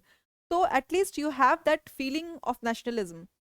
उनके अंदर पेट्रियटिज्म को ऐसे जगाया जाता है, सही वे से, कि आपको किन चीज़ों के खिलाफ लड़ना है, आपका माइंडसेट क्लियर होना चाहिए। तो हमारे साथ भी जितनी एट्रोसिटी हुई है, आने वाली जनरेशन को, या अभी जो जनरेशन है जिसने जलियांवाला बाग नहीं देखा है, उसको ज़रूर देखना चाहिए कि किस तरह से हमें ऑप्रेस किया गया है। तो दे विल अब उस सेंटिमेंट के साथ लोग ज्यादा से ज्यादा अपने देश के लिए काम करेंगे, है ना। ये जो बाहर जाके पढ़ने की बात है, अगर पढ़ के आप इंडिया वापस नहीं आ रहे हैं, इंडिया के लिए कुछ नहीं कर रहे हैं, तो you are almost contributing to the British nation, right. तो हमें क्या करना है, जलियांवाला बाग घूमना है, पहले ये सेशन कंप्लीट करना है। As a means of protest against which of the following incident Rabindranath Tagore gave up his honour of knighthood. Knighthood कब गिव अप किया था, जलियांवाला बाग मसैकर के टाइम में, ठीक है। अब तो उसको इतना ज्यादा चेंज किया जा रहा है जलियांवाला बाग को कि आप उससे पहले देख आइए, उसको इतना ज्यादा ब्यूटीफाई किया जा रहा है जलियांवाला बाग को, उसकी बाउंड्रीज को जिन पे गोलियों के निशान हैं, तो बहुत ब्यूटीफाई कर रहे हैं उसको उसको प्रिजर्व करने के चक्कर में, क्योंकि उसकी जो नेचुरल स्टोरी है, जो रिलेटेड टू हिस्ट्री है, जो दिखता है, उसकी दीवारें कहानी कहती हैं कि क्या क्या वहाँ हुआ था, अब वो सब धीरे धीरे वैनिश हो रहा है। तो देख आइए जितनी जल्दी हो। who returned the knighthood title of British government in reaction against Jallianwala Bagh. Rabindranath Tagore वही है, सेम क्वेश्चन है, बस लैंग्वेज अलग है, ठीक है। अगले सवाल पे चलते हैं कि select the correct sequence of the following events by using the codes given below। Jallianwala Bagh massacre, doctor Satyapal's incarceration, और अमृतसर कांग्रेस सेशन 1919। अब इसको, इसका अगर आपको ईयर ना भी याद रहे तो भी आप बहुत आसानी से कर पाएंगे। कैसे, डॉक्टर सत्यपाल और सैफुद्दीन किचलू का नाम आपने सुना होगा, उनको अरेस्ट कर लिया था। तो डायर ने कहा था कि उन्हीं के प्रोटेस्ट में लोग जलियांवाला बाग में प्रोटेस्ट कर रहे हैं, उसके रिएक्शन में, लेकिन एक्चुअली ऐसी बात थी नहीं। तो सत्यपाल का और सैफुद्दीन किचलू का भी नाम लिख लेते हैं।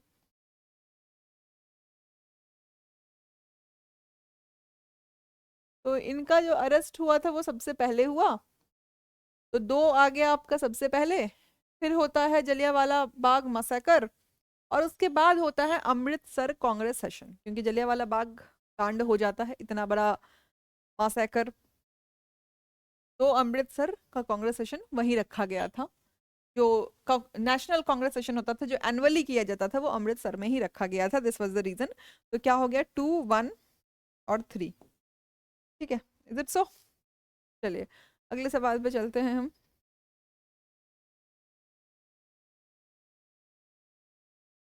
The Hunter Committee was appointed after the Black Hole Incident, Jallianwala Bagh Massacre, Uprising of 1857, Partition of Bengal।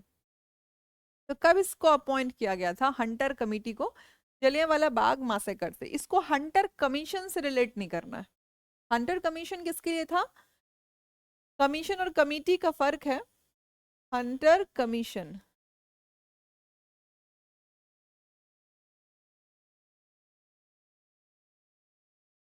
ये रिलेटेड था एजुकेशनल रिफॉर्म्स, और हंटर कमेटी कब अपॉइंट हुई थी, after this Jallianwala Bagh massacre. क्या किया था, सब लीप पोत के रख दिया था, एक सही बात नहीं बताई, आराम से डायर को रिपोर्ट डिपोर्ट कर दिया विदेश। Who from the following killed Michael O'Dwyer responsible for Jallianwala Bagh massacre. आप सबने देखी होगी मूवी उधम सिंह, कितनी बढ़िया मूवी थी, है ना। अच्छी अच्छी मूवीज बन रही हैं आजकल, history based, correct history based, सही इतिहास जिसमें दिखाया जा रहा है। अगर आप उधम सिंह मूवी देखेंगे तो उसमें क्या बखूबी दिखाया है कि वहां जाके मार के आते हैं जनरल डायर को, जिनको फांसी इंडिया में देनी चाहिए थी इतने बड़े मसाकर के लिए, है ना। और वो ब्रिटिशर्स सब बात करते हैं ह्यूमन राइट्स की। Who was the viceroy of India at the time of Jallianwala Bagh massacre. 1919 की बात है, अगेन आई टोल्ड यू कि 1919 को तो सोचना ही नहीं है। Chelmsford, Minto, Dalhousie, Canning. Who was ही? तो चेम्सफोर्ड। दिल्ली का टेम्परेचर अभी बहुत बहुत डाउन चल रहा है। Delhi has the worst summer, Delhi has the worst winter, Delhi has the worst rainy season. इतने सारे नाले ब्लॉक हो जाते हैं, फिर भी दिल्ली छोड़ी नहीं जाती है, दिल्ली दिल्ली है। Which one of the following events was characterized by Montague as preventive murder? Killing of INA activities, massacre of Jallianwala Bagh, shooting of Mahatma Gandhi and shooting of Curzon Willy। Curzon विथे नहीं होगा शायद, Willie होगा, Curzon Willy। This is Willy Wythe जैसा कोई नाम देखा नहीं। Preventive murder किसको कहा गया था? मासैकर ऑफ जलियांवाला बाग। ठीक, वो कह रहे थे ऐसा कोई कॉन्स्पिरेसी वहां बनाया जा रहा है। Who among the following were prominent leaders of Khilafat movement? Maulana Mohammad Ali and Shaukat Ali, Mohammad Ali Jinnah and Shaukat Ali. Khilafat movement की सॉरी, जस्ट अ मिनट।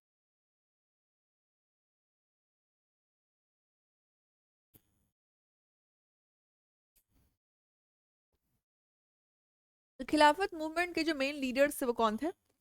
मौलाना मोहम्मद अली और Shaukat Ali.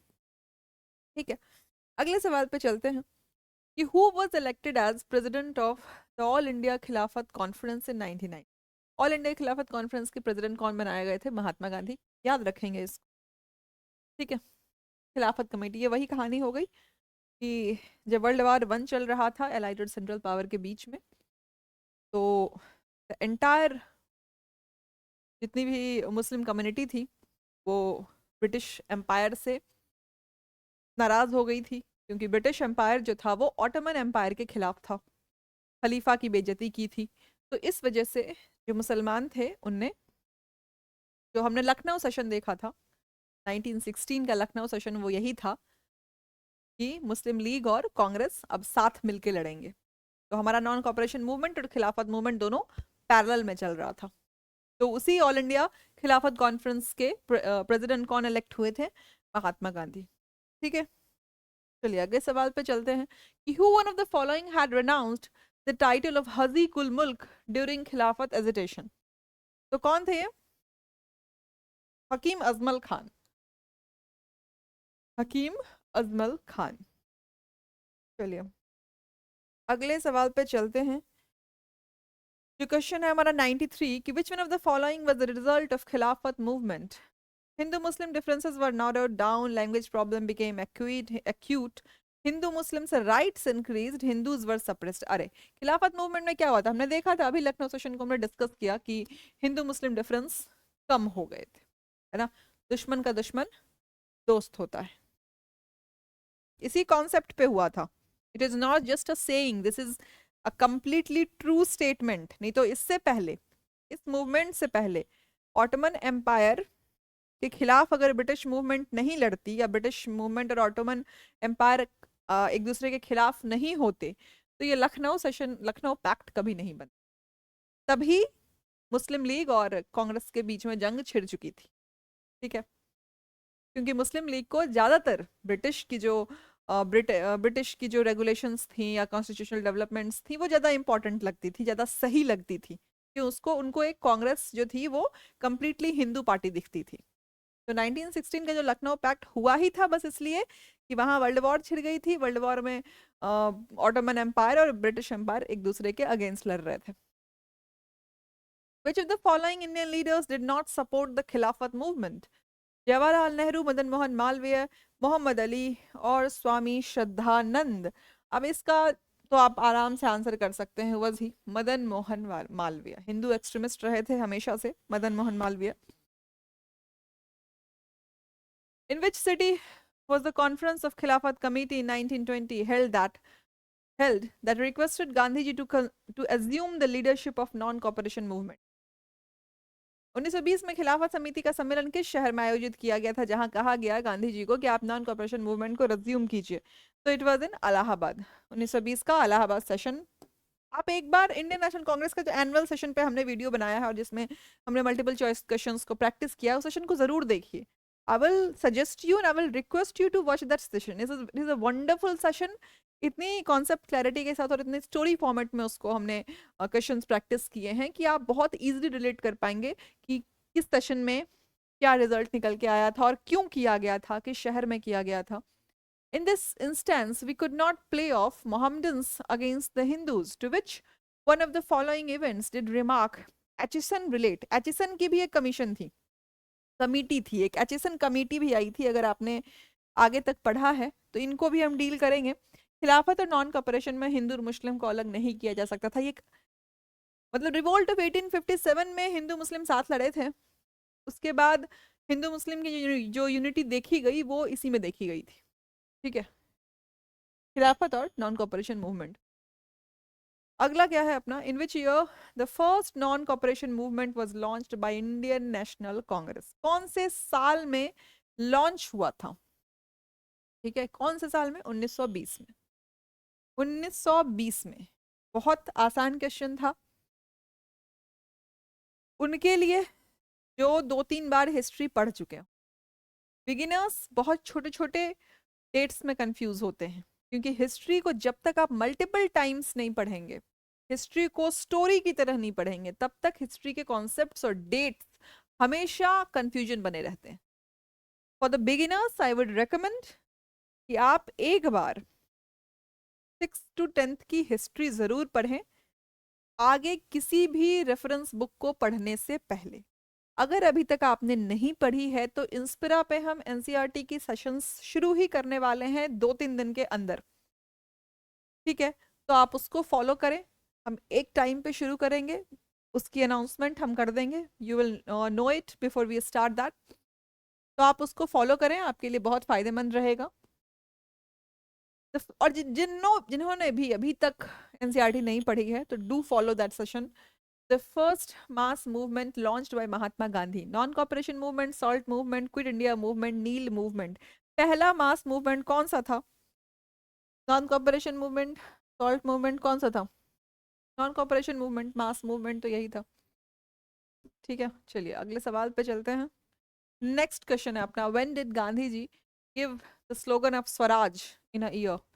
During Dandi march, non cooperation movement, civil disobedience, और ड्यूरिंग राउंड टेबल कॉन्फ्रेंस? अब देखिए हम धीरे धीरे धीरे धीरे शनय शनय हम कहाँ पहुंच चुके हैं। अब ऑप्शन में आपको राउंड टेबल कॉन्फ्रेंस दिखने लगा है, दिखने लगा है ना। मैंने क्या कहा था आपको कि 1905 से लेके 1935 तक, हालांकि हम 1935 के जितने भी एक्ट्स हैं या प्रोविजंस हैं, जितने भी रिजल्ट्स निकल के आए थे, उसको यहाँ डिस्कस नहीं करेंगे। 1935 को हमने अलग से डिस्कस करना है। जो मॉडर्न इंडिया का इंडिपेंडेंस स्ट्रगल है, ये पार्ट 1 है। एक पार्ट 2 वीडियो भी लाएंगे जिसमें हम 1935 से लेके 1947 तक पहुंचेंगे, आज़ादी तक, तिरंगा जब तक लहराएंगे। तो एक पार्ट और लेके आएंगे, ये पार्ट 1 है। इन 30 सालों में भी कोई कम सवाल नहीं बनते, क्योंकि स्ट्रगल हमारा रहा इतना लंबा। तो ऑब्वियस सी बात है, मॉडर्न हिस्ट्री में तो इतना स्ट्रगल किया है हमने। एक्चुअल जो हमने अपनी डिग्निटी और सेल्फ रिस्पेक्ट की फाइट की, वो तो मॉडर्न हिस्ट्री में की है, मॉडर्न इंडिया में ही।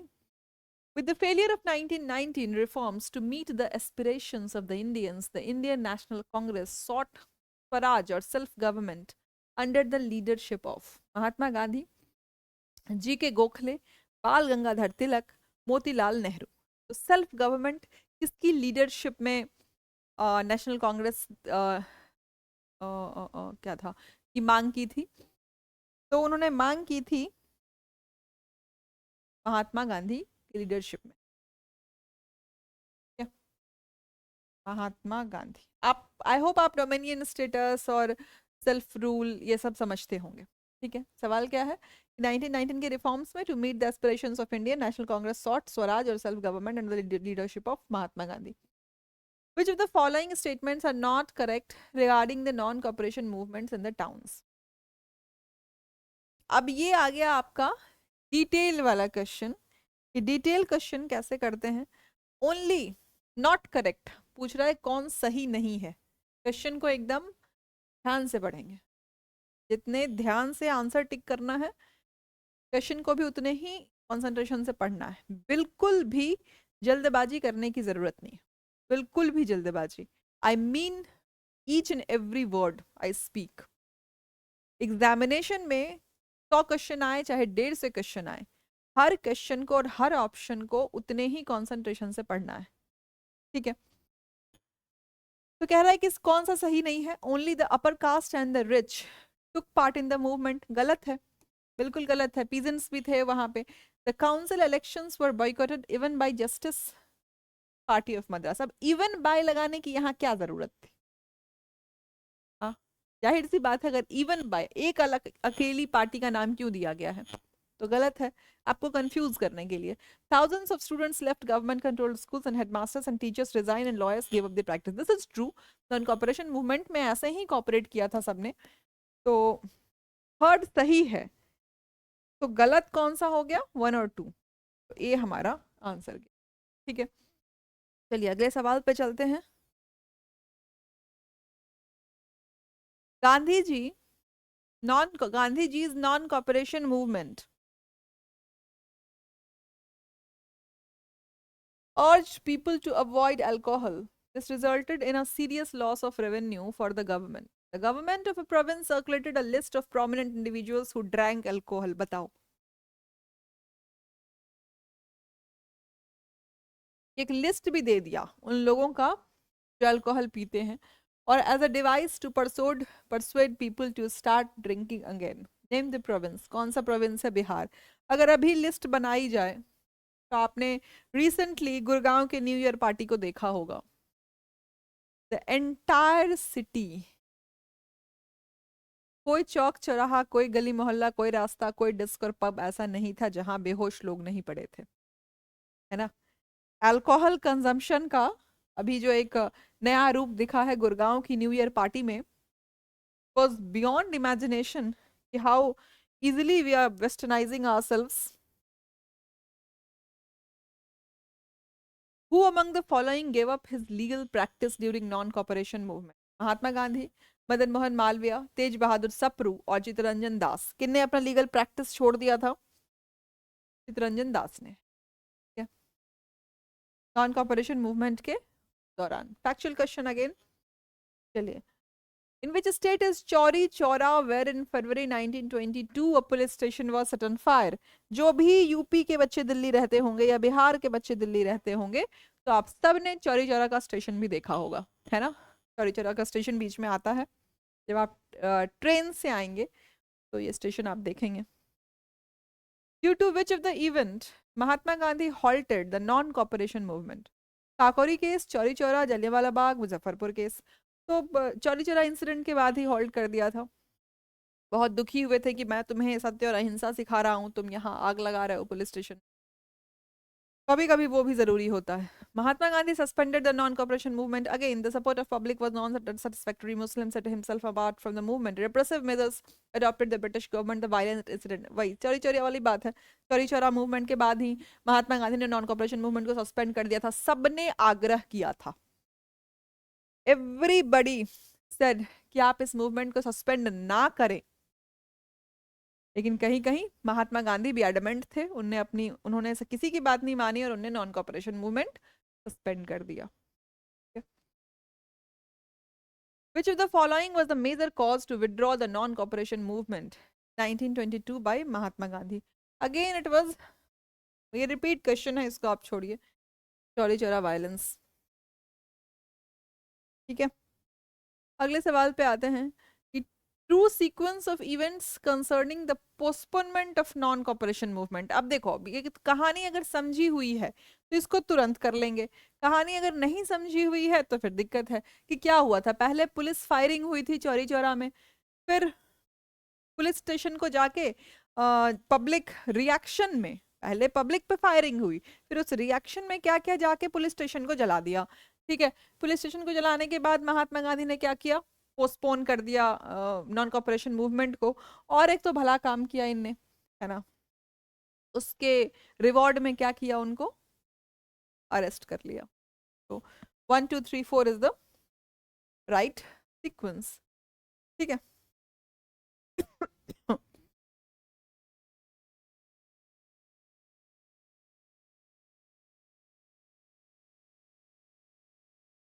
अगले सवाल पे चलते हैं।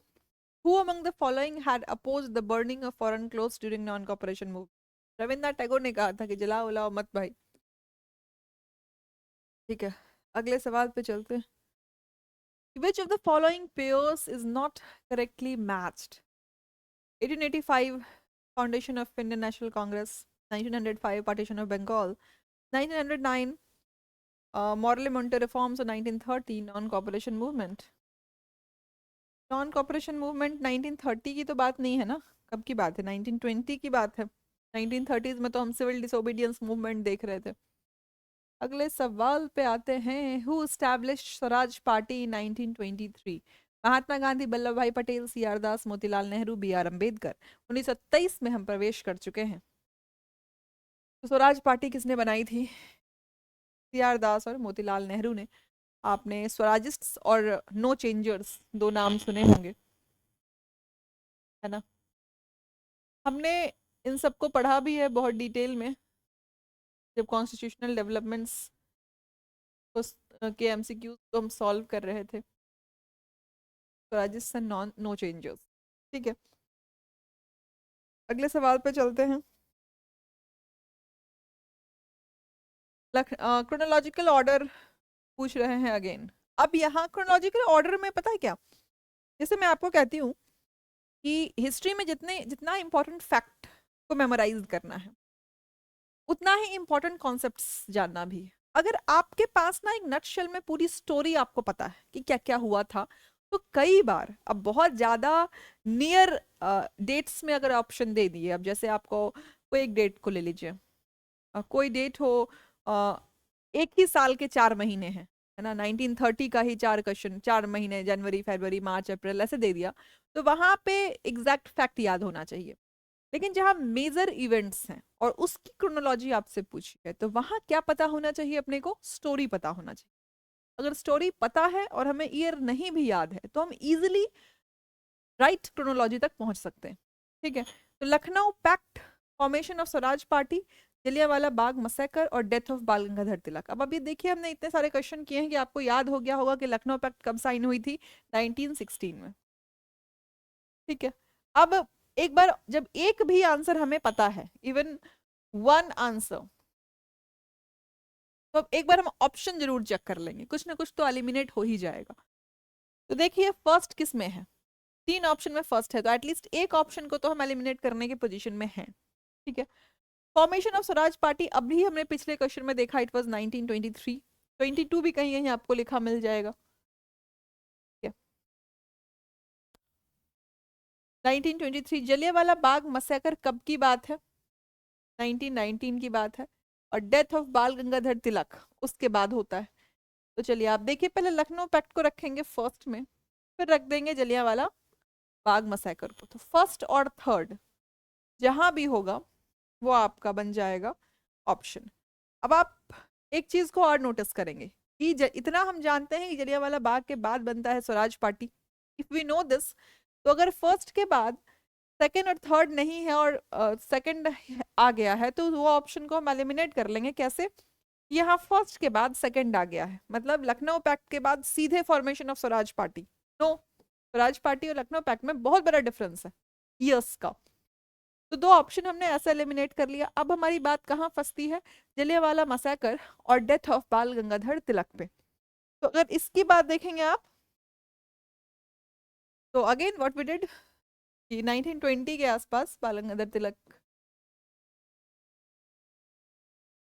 डेथ होती है, तो हमारा ऑप्शन क्या जाता है? सी। तो दो ऑप्शन हमने अगर एलिमिनेट कर लिए हैं, अगर हमें कॉन्सेप्चुअली वी आर क्लियर।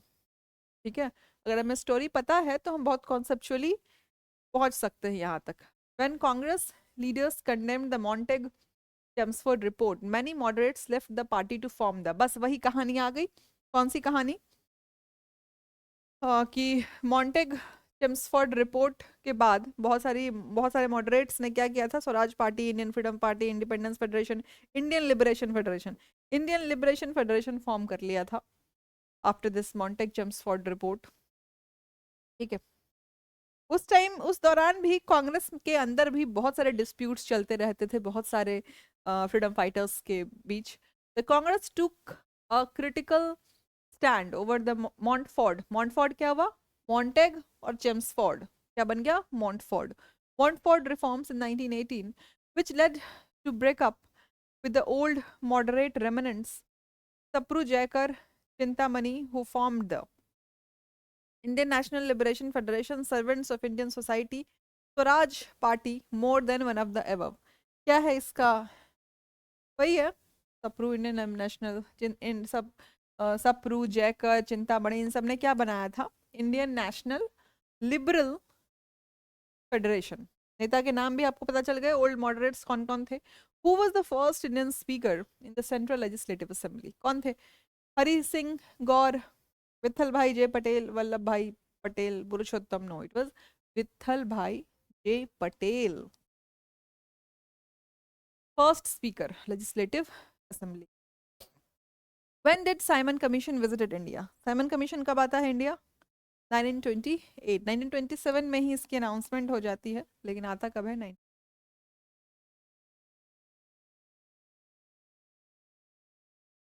अगले सवाल पे चलते हैं हम। Simon commission in 1928 came to India with the purpose. किस क्या पर्पस था?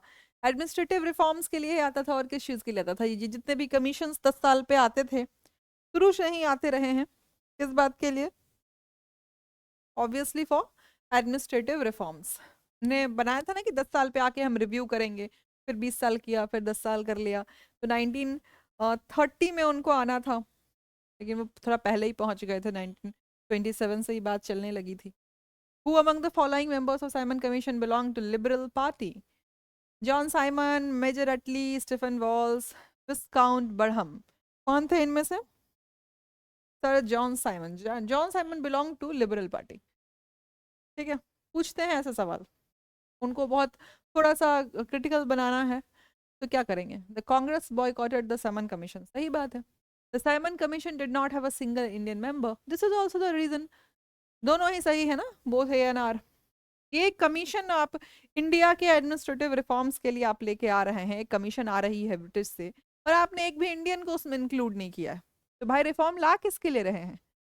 तो एजर्शन और रीजन दोनों सही है। रीजन एजर्शन को जस्टिफाई कर रहा है, तो आंसर गया ए। Consider the following statements with reference to Simon Commission. Consider the following statements with reference to Simon Commission. It made 2 visits to India. सही बात है। Its second visit was from October 29 to April 30, 19. No, this date is wrong. It made 2 visits. ये सही है। 30 तक बात नहीं गई थी। अगले सवाल पे चलते हैं। लाला लाजपत राय वॉज इंजर्ड। कैसे इंजर्ड हो गए थे? लाठी charge to Simon Commission, Lathi charge in protest to Roll attack, Lathi charge in protest to Quit India movement, Lathi charge in protest to Government of India। तो पहला ही आंसर जाएगा कि लाठी चार्ज किसके खिलाफ कर रहे थे वो, किसके खिलाफ प्रोटेस्ट कर रहे थे? साइमन कमीशन के खिलाफ, जिसमें उनके सिर पे बहुत जोर की चोट आई और बेचारे की डेथ ही हो गई। चलिए, we move to our next question, that is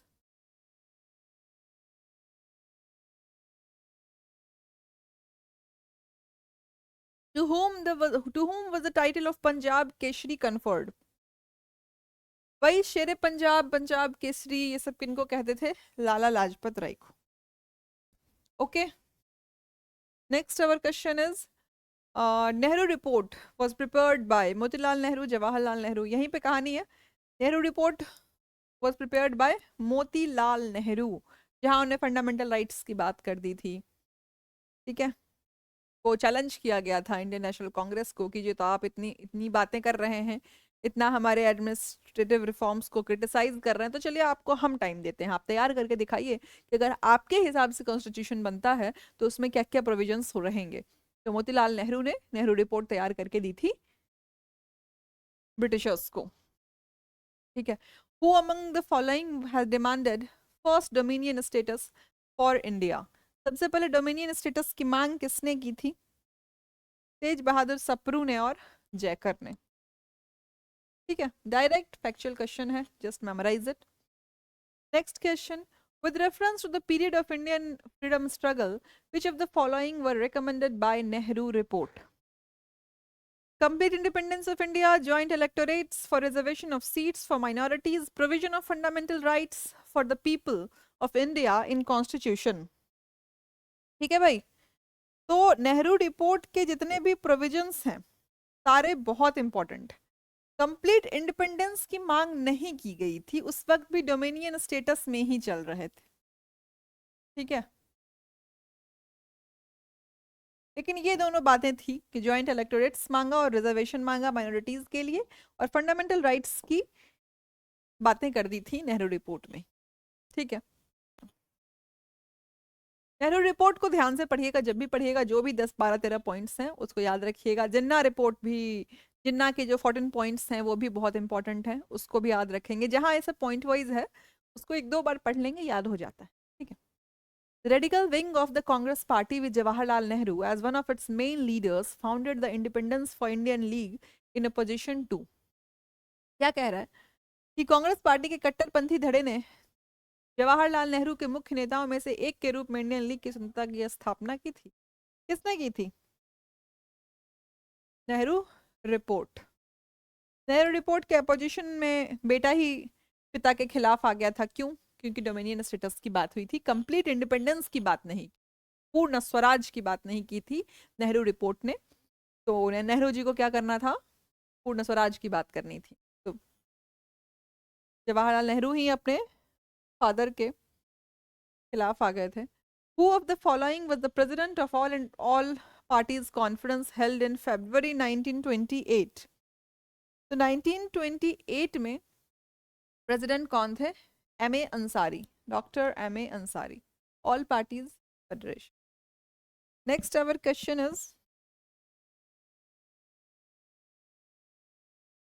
during Indian freedom struggle, who among the following proposed that Swaraj should be defined as complete independence, free from all foreign control? Mazharul हक, मौलाना हसरत मोहानी, हकीम हजमल Khan, Abul Kalam Azad. He was मौलाना हसरत मोहानी। ठीक। Direct question, in which session Indian National Congress passed complete independence resolution? 1920 Nagpur, 1924 Belgaum, 1929 Lahore, 1931 Karachi. तो पूर्ण Swaraj, complete independence का resolution कहाँ पास किया गया था? 1929 Lahore. Very important, पूर्ण स्वराज 1929 लाहौर सेशन। अगला सवाल क्या है अपना? Which day was declared as Purna Swaraj day by the Indian National Congress? Purna Swaraj day कौन से डेट को मनाया जाता है? इसीलिए 26 जनवरी भी मनाया जाता है रिपब्लिक डे के लिए, है ना। 26 जनवरी 1930 पूर्ण स्वराज डे है, इसी डेट को कॉपी किया गया है रिपब्लिक डे के लिए 26 जनवरी। ठीक। अगला क्वेश्चन क्या है? Who declared the aim of Congress as Purna Swaraj in the Lahore session of Congress 1929? किसने डिक्लेयर किया था? जवाहरलाल नेहरू ने। ठीक है। फादर ने डोमिनियन स्टेटस की मांग की थी नेहरू रिपोर्ट में, ध्यान रखेंगे। अगला सवाल क्या है? Which of the following sessions of Indian National Congress was preceded over by Jawaharlal Nehru for the first time? पहला कौन सा सेशन किया था? Lahore session, Calcutta session, Lucknow, Ramgarh session. Any ideas? अगर आपने इंडियन नेशनल कांग्रेस के सेशंस को कवर किया होता तो हमने वीडियोस में बहुत डिटेल में ये बताया है कि जो पहला फर्स्ट टाइम जवाहरलाल नेहरू ने प्रेजाइड किया था लाहौर सेशन, बिना किसी इलेक्शन के इनको बनाया गया था प्रेसिडेंट। ठीक है। Next, at which Congress session was the working committee authorized to launch a program of civil disobedience? कौन से कांग्रेस कमेटी में किया गया था? कोई आइडिया है आपको? लाहौर में। ठीक है, लाहौर सेशन में सिविल डिसोबीडियंस मूवमेंट के लिए प्रपोजल रखा गया था। In 1930, from where Mahatma Gandhi started the civil disobedience movement? Wardha, Dandi, Sevagram, Sabarmati. कब किया गया था? कहाँ से किया गया था? सॉरी, दांडी से। ठीक है। दांडी मार्च भी बहुत फेमस हो जाती है वो, अगर फैक्ट बेस्ड भी आप देखेंगे तो उससे फैक्चुअल क्वेश्चन भी बहुत पूछ लेते हैं। How many people were there, कितना माइल्स चले थे, कहाँ से शुरू किया था, कहाँ खत्म किया था, डेट्स क्या हैं, है ना। किसी भी टॉपिक को पढ़ते हैं तो प्रीवियस ईयर्स क्वेश्चंस को करने का यही फायदा होता है कि हमें पता होता है एग्जैक्टली हमें एम्फेसाइज कहाँ करना है, क्योंकि अनंत है हिस्ट्री, इट इज अनफाइनाइट। और एडिक्शन भी है कि अगर आपको हिस्ट्री में एक बार मन लगने लग गया तो फिर आप कोर में जाते चले जाते हैं, है ना। वो नहीं करना है, प्रीवियस ईयर्स क्वेश्चंस को देखते रहना है साथ में, और किसी भी टॉपिक को पढ़ना है तो उन चीज़ों पे ज़्यादा एम्फेसाइज करना है। ठीक है। अगले सवाल पे चलते हैं। In which of the following movements women's participation is considered to be the maximum? Non cooperation movement, salt Satyagraha, Bardoli march, quit India movement. Obviously what, कि वुमेन की पार्टिसिपेशन कहाँ होगी? जहां बात जुड़ गई है किचन से, है ना। Don't get offended, there is nothing to offence कि obviously kitchen is a very important place and that is related to women. It should be a matter of pride. कई जो टीनेजर लड़कियां होती हैं उनको बहुत डेरोगेटरी बात ये लग जाती है अगर ये कह दिया जाता है कि तुम्हें किचन संभालना है. No, kitchen is like Delhi. जैसे दिल्ली है इंडिया के लिए, वैसे किचन है किसी भी घर के लिए. तो बहुत बड़ी जिम्मेदारी है, ओवर इन्वॉल्व नहीं होना है ना. बिल्कुल संजीव कपूर वाला खाना नहीं बनाना है. खाना शुड बी हेल्दी, बट अगर आप किचन हैंडल कर रहे हैं तो this is not derogatory. It is a matter of pride that you are supporting the lives of your family members. ठीक है, जिंदगी चलती है खाने से, इसको डेरोगेटरी नहीं लेना है. तो सॉल्ट सत्याग्रह में सबसे ज्यादा वुमेन पार्टिसिपेशन देखा गया था. And don't be over occupied also कि व्यंजन ही बनाए जा रहे हैं. The civil disobedience movement started with declaration of home rule, partition of Bengal, Dandi March, declaration of Purna Swaraj with the Congress. किससे शुरू हुआ था? दांडी मार्च से. Civil disobedience movement. ठीक है, अगले सवाल पे चलते हैं. The statement I want world sympathy in this battle of right against might is associated with. किससे एसोसिएटेड है? गांधी के दांडी मार्च से. Right against might. ठीक, चलिए अगले सवाल पे चलते हैं. After the arrest of Gandhi ji during salt Satyagraha, who took his place as the leader of the movement? Abbas Tyabji और अबुल कलाम आजाद, जवाहरलाल नेहरू, सरदार पटेल. किन्होंने उनकी जगह ली थी? वेरी वेरी इंपॉर्टेंट ना, अब्बास तैयाब जी ने. ओके, नेक्स्ट क्वेश्चन पे चलें. तुम्हारा अगला सवाल क्या है?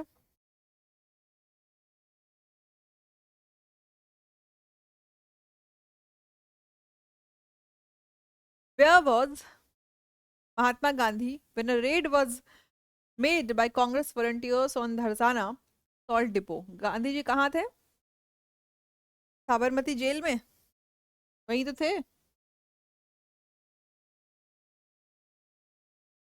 सॉरी सॉरी, यरवाड़ा जेल में थे. Yerwada, very sorry.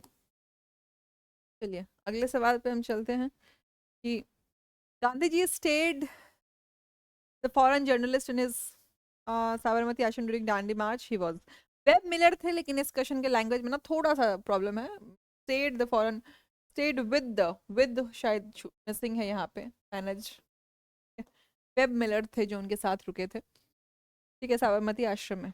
अगले सवाल पे चलते हैं. अगला सवाल हमारा क्या है कि who of the following organised march on Tanjore coast to break the salt law in April 1930? Completely factual question. C Rajagopalachari. Tanjore coast पे सॉल्ट लॉ को ब्रेक करने के लिए अप्रैल 1930 में किन्होंने ये मार्च किया था? राजगोपालाचारी ने. याद रखेंगे, इंपॉर्टेंट क्वेश्चन है, सॉल्ट मार्च से रिलेटेड. ठीक है, तंजोर कोस्ट की बात आ गई है. Who organized Khudai Khidmat guards in 1929? Abdul Ghaffar Khan, Ali brothers, Ansari brothers. Who was he? Abdul Ghaffar Khan. Red shirts भी, इनको फ्रंटियर गांधी भी कहते हैं, याद रखेंगे. Abdul Ghaffar Khan is also known as frontier Gandhi. Frontier Gandhi. और ये इनको रेड शर्ट्स भी कहते थे, खुदाई खिदमतगार वालों को. Agitation against chowkidari tax in Begusarai was a part of. अब ये बिल्कुल बिहार स्पेसिफिकेशन हो गया है, तो जो अदर स्टेट्स के बच्चे जो ये एग्जाम नहीं दे रहे होंगे आप स्किप कर सकते हैं. सिविल डिसोबीडियंस मूव जान जाएंगे तो क्या बुराई है. आप डीएम बन के जा भी तो सकते हैं बेगूसराय. तो सिविल डिसोबीडियंस मूवमेंट का पार्ट था ये. अगले सवाल पे चलते हैं कि in which year the famous Gandhi Irwin pact took place? कौन से ईयर में लिया गया था? 1931 में. अब हम कहाँ आ गए हैं? गांधी इरविन पैक्ट के आते ही अब हम बात करने लगे हैं राउंड टेबल कॉन्फ्रेंसेस के. ठीक है, गांधी और इरविन में बात होती है राउंड टेबल कॉन्फ्रेंस को अटेंड करने की कि गांधी जी भाई चलिए, क्योंकि फर्स्ट राउंड टेबल को क्या किया था? कांग्रेस ने बॉयकॉट कर दिया था. तो कांग्रेस के बॉयकॉट करने के बाद तो कोई कहानी ही नहीं बचती है. फिर बात हुई कहाँ? तो बात होती है कहाँ कि इरविन गांधी को कन्विंस करता है कि आप अटेंड करिए राउंड टेबल कॉन्फ्रेंस. तो that is Gandhi Irwin pact 1931 में होता है.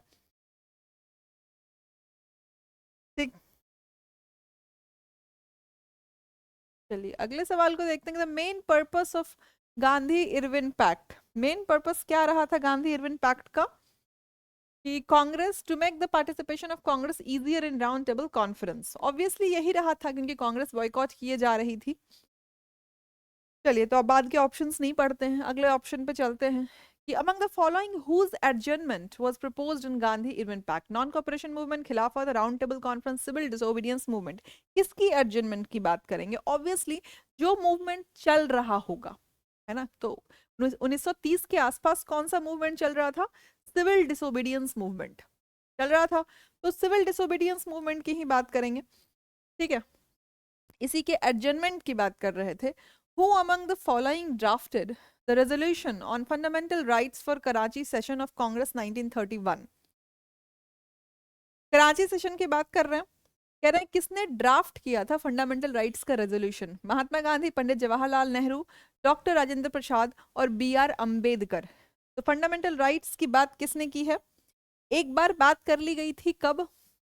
इनके पिताजी ने ही की थी, नेहरू रिपोर्ट में। और कराची सेशन में किसने बात की? पंडित जवाहरलाल नेहरू ने।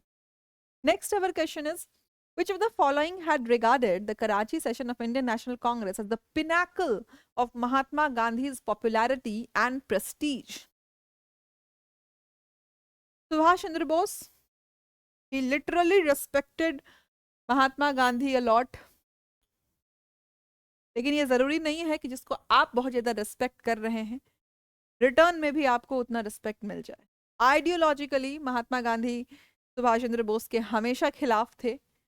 पर्सनली वो उनको बहुत रिस्पेक्ट करते थे, बहुत बहुत मानते थे, लेकिन आइडियोलॉजी में हमेशा वो डिफरेंट थे और he was almost always against Subhash Chandra Bose.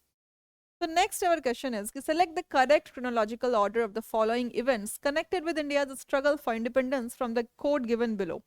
Second round table conference, Karachi session of India, execution of Bhagat Singh, Gandhi Irwin Pact. तो अब हम कहाँ आ गए हैं? अगेन क्रोनोलॉजी के क्वेश्चन में, जैसा कि मैंने आपको कहा कि अगर आपको याद है डेट्स, अब ये सारे ऑलमोस्ट 1931 की ही बात हो रही है, ठीक है। तो इसमें से अगर आपको डेट्स याद हैं तो बहुत अच्छी बात है, लेकिन अगर स्टोरी भी याद है तो काम चल जाएगा। गांधी इरविन पैक्ट सबसे पहले होता है 1931 में, फिर होता है भगत सिंह का execution, then comes Karachi session of Indian National Congress, और फिर होता है सेकेंड राउंड टेबल कॉन्फ्रेंस सबसे लेट, ठीक है। तो 4321 इज द आंसर। नेक्स्ट, वैसे ये क्रोनोलॉजी का ये टफ क्वेश्चन माना जाता है क्योंकि एक ही साल की सारी बातें, सारे इवेंट्स 1931 के ही हैं। अगला क्वेश्चन देखते हैं, consider the following events connected with India struggle for independence. अब इसको भी क्या करना है, करेक्ट सीक्वेंस ऑफ इवेंट्स में लगाना है कि Gandhi Irwin pact, Karachi session, execution of Bhagat Singh और पूना पैक्ट। तो अगर आपको डेट नहीं भी याद है तो आप क्या करेंगे कि एक बार आप जरूर देखेंगे कि क्या डेट्स हैं। गांधी इरविन पैक्ट की डेट क्या रही है, कराची सेशन की डेट क्या रहती है? तो आप देखिए कम्स गांधी इरविन पैक्ट कुछ 5-1 मार्च को होता है, 5 मार्च। आप डेट जरूर चेक कर लेंगे एक बार। फिर execution of Bhagat Singh, yes Bhagat Singh होता है 23 मार्च के आसपास, इट इज 23 मार्च। ये तो बहुत इंपॉर्टेंट डेट है, कुछ ना भी याद हो तो ये तो जरूर याद होना चाहिए। तो मार्च की दो बातें हो गई। तो 1 के बाद पूना पैक्ट बहुत बाद में साइन होता है, और Karachi session of Indian National Congress कुछ सितंबर में होता है और ये अक्टूबर के आसपास होता है, ठीक है, कुछ 23 या 27 सितंबर के आसपास। तो 1, 3, 2nd एंड 4th, तो क्या आंसर जाता है अपना, ठीक है। चलिए अगले क्वेश्चन पे चलते हैं। Which of the following Indian leaders attended the first round table conference in London? तो मौलाना मोहम्मद अली ने first round table conference attend किया था, कांग्रेस ने कंप्लीटली बॉयकॉट किया था।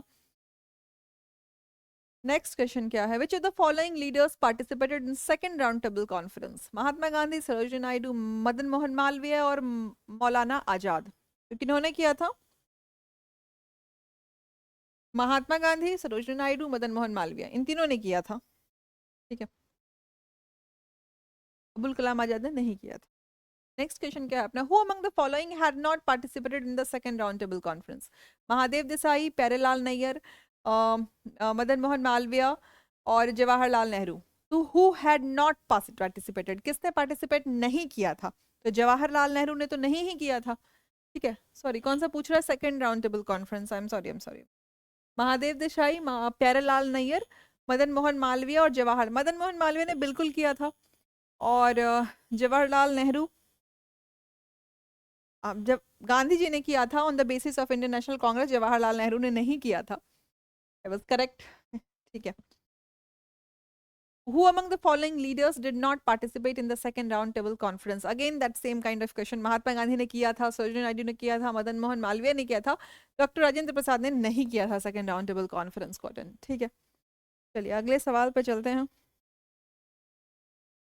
कि who participated in all 3 round table conferences. ये इंपॉर्टेंट है और बहुत इंपॉर्टेंट है कि तीनों राउंड टेबल कॉन्फ्रेंस को किसने अटेंड किया था? डॉक्टर बी आर अम्बेडकर ने। डू रिमेंबर दिस क्वेश्चन, बहुत इंपॉर्टेंट क्वेश्चन है, तो इस फैक्ट को याद रखेंगे।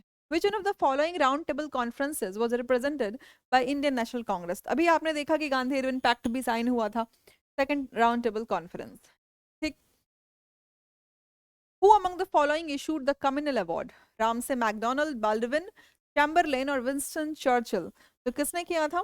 मैकडोनल्ड ने कम्युनल अवार्ड किया था, ये हम कई बार पढ़ चुके हैं। ठीक, easy easy going, we are almost about to finish. Mahatma Gandhi undertook fast unto death in 1932 mainly because 1932 में महात्मा गांधी ने आमरण अनशन किया था। किस वजह से किया था? आपको अच्छे से पता है कि कम्युनल अवार्ड्स जो इंट्रोड्यूस कर दिया गया था, उस वजह से उन्हें लगा कि देश का बंटवारा हो जाएगा ऑन द बेसिस ऑफ, पहले तो इनने धर्म के आधार पे बांट दिया, धर्म जाति सब के आधार पे ये बांटते ही जा रहे थे, तो देश के टुकड़े हो जाएंगे। That's why he went on fast unto death 1932। उसके बाद पूना पैक्ट भी साइन हुई थी, ये ध्यान रखिएगा। चलिए, बी आर अम्बेडकर के साथ Poona pact was sign between Gandhi ji, Lord Irwin, Gandhi ji Jinnah, Gandhi ji Subhash Chandra Bose और गांधी जी अम्बेडकर। ठीक है, चलिए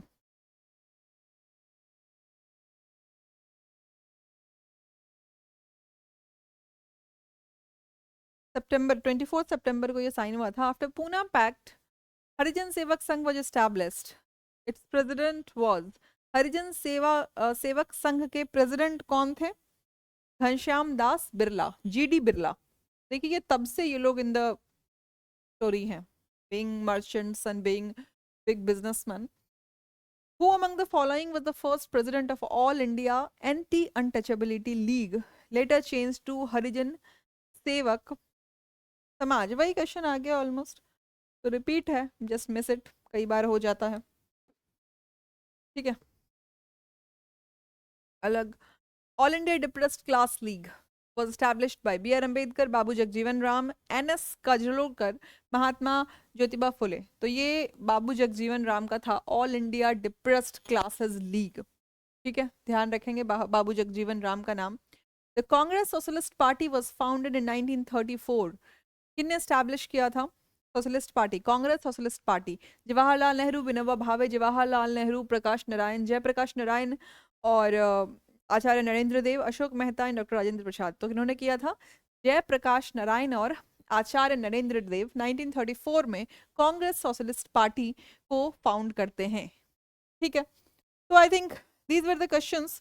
We have done almost all the questions, all the types of questions which have been asked, which have been asked of those 30 years of struggle for independence.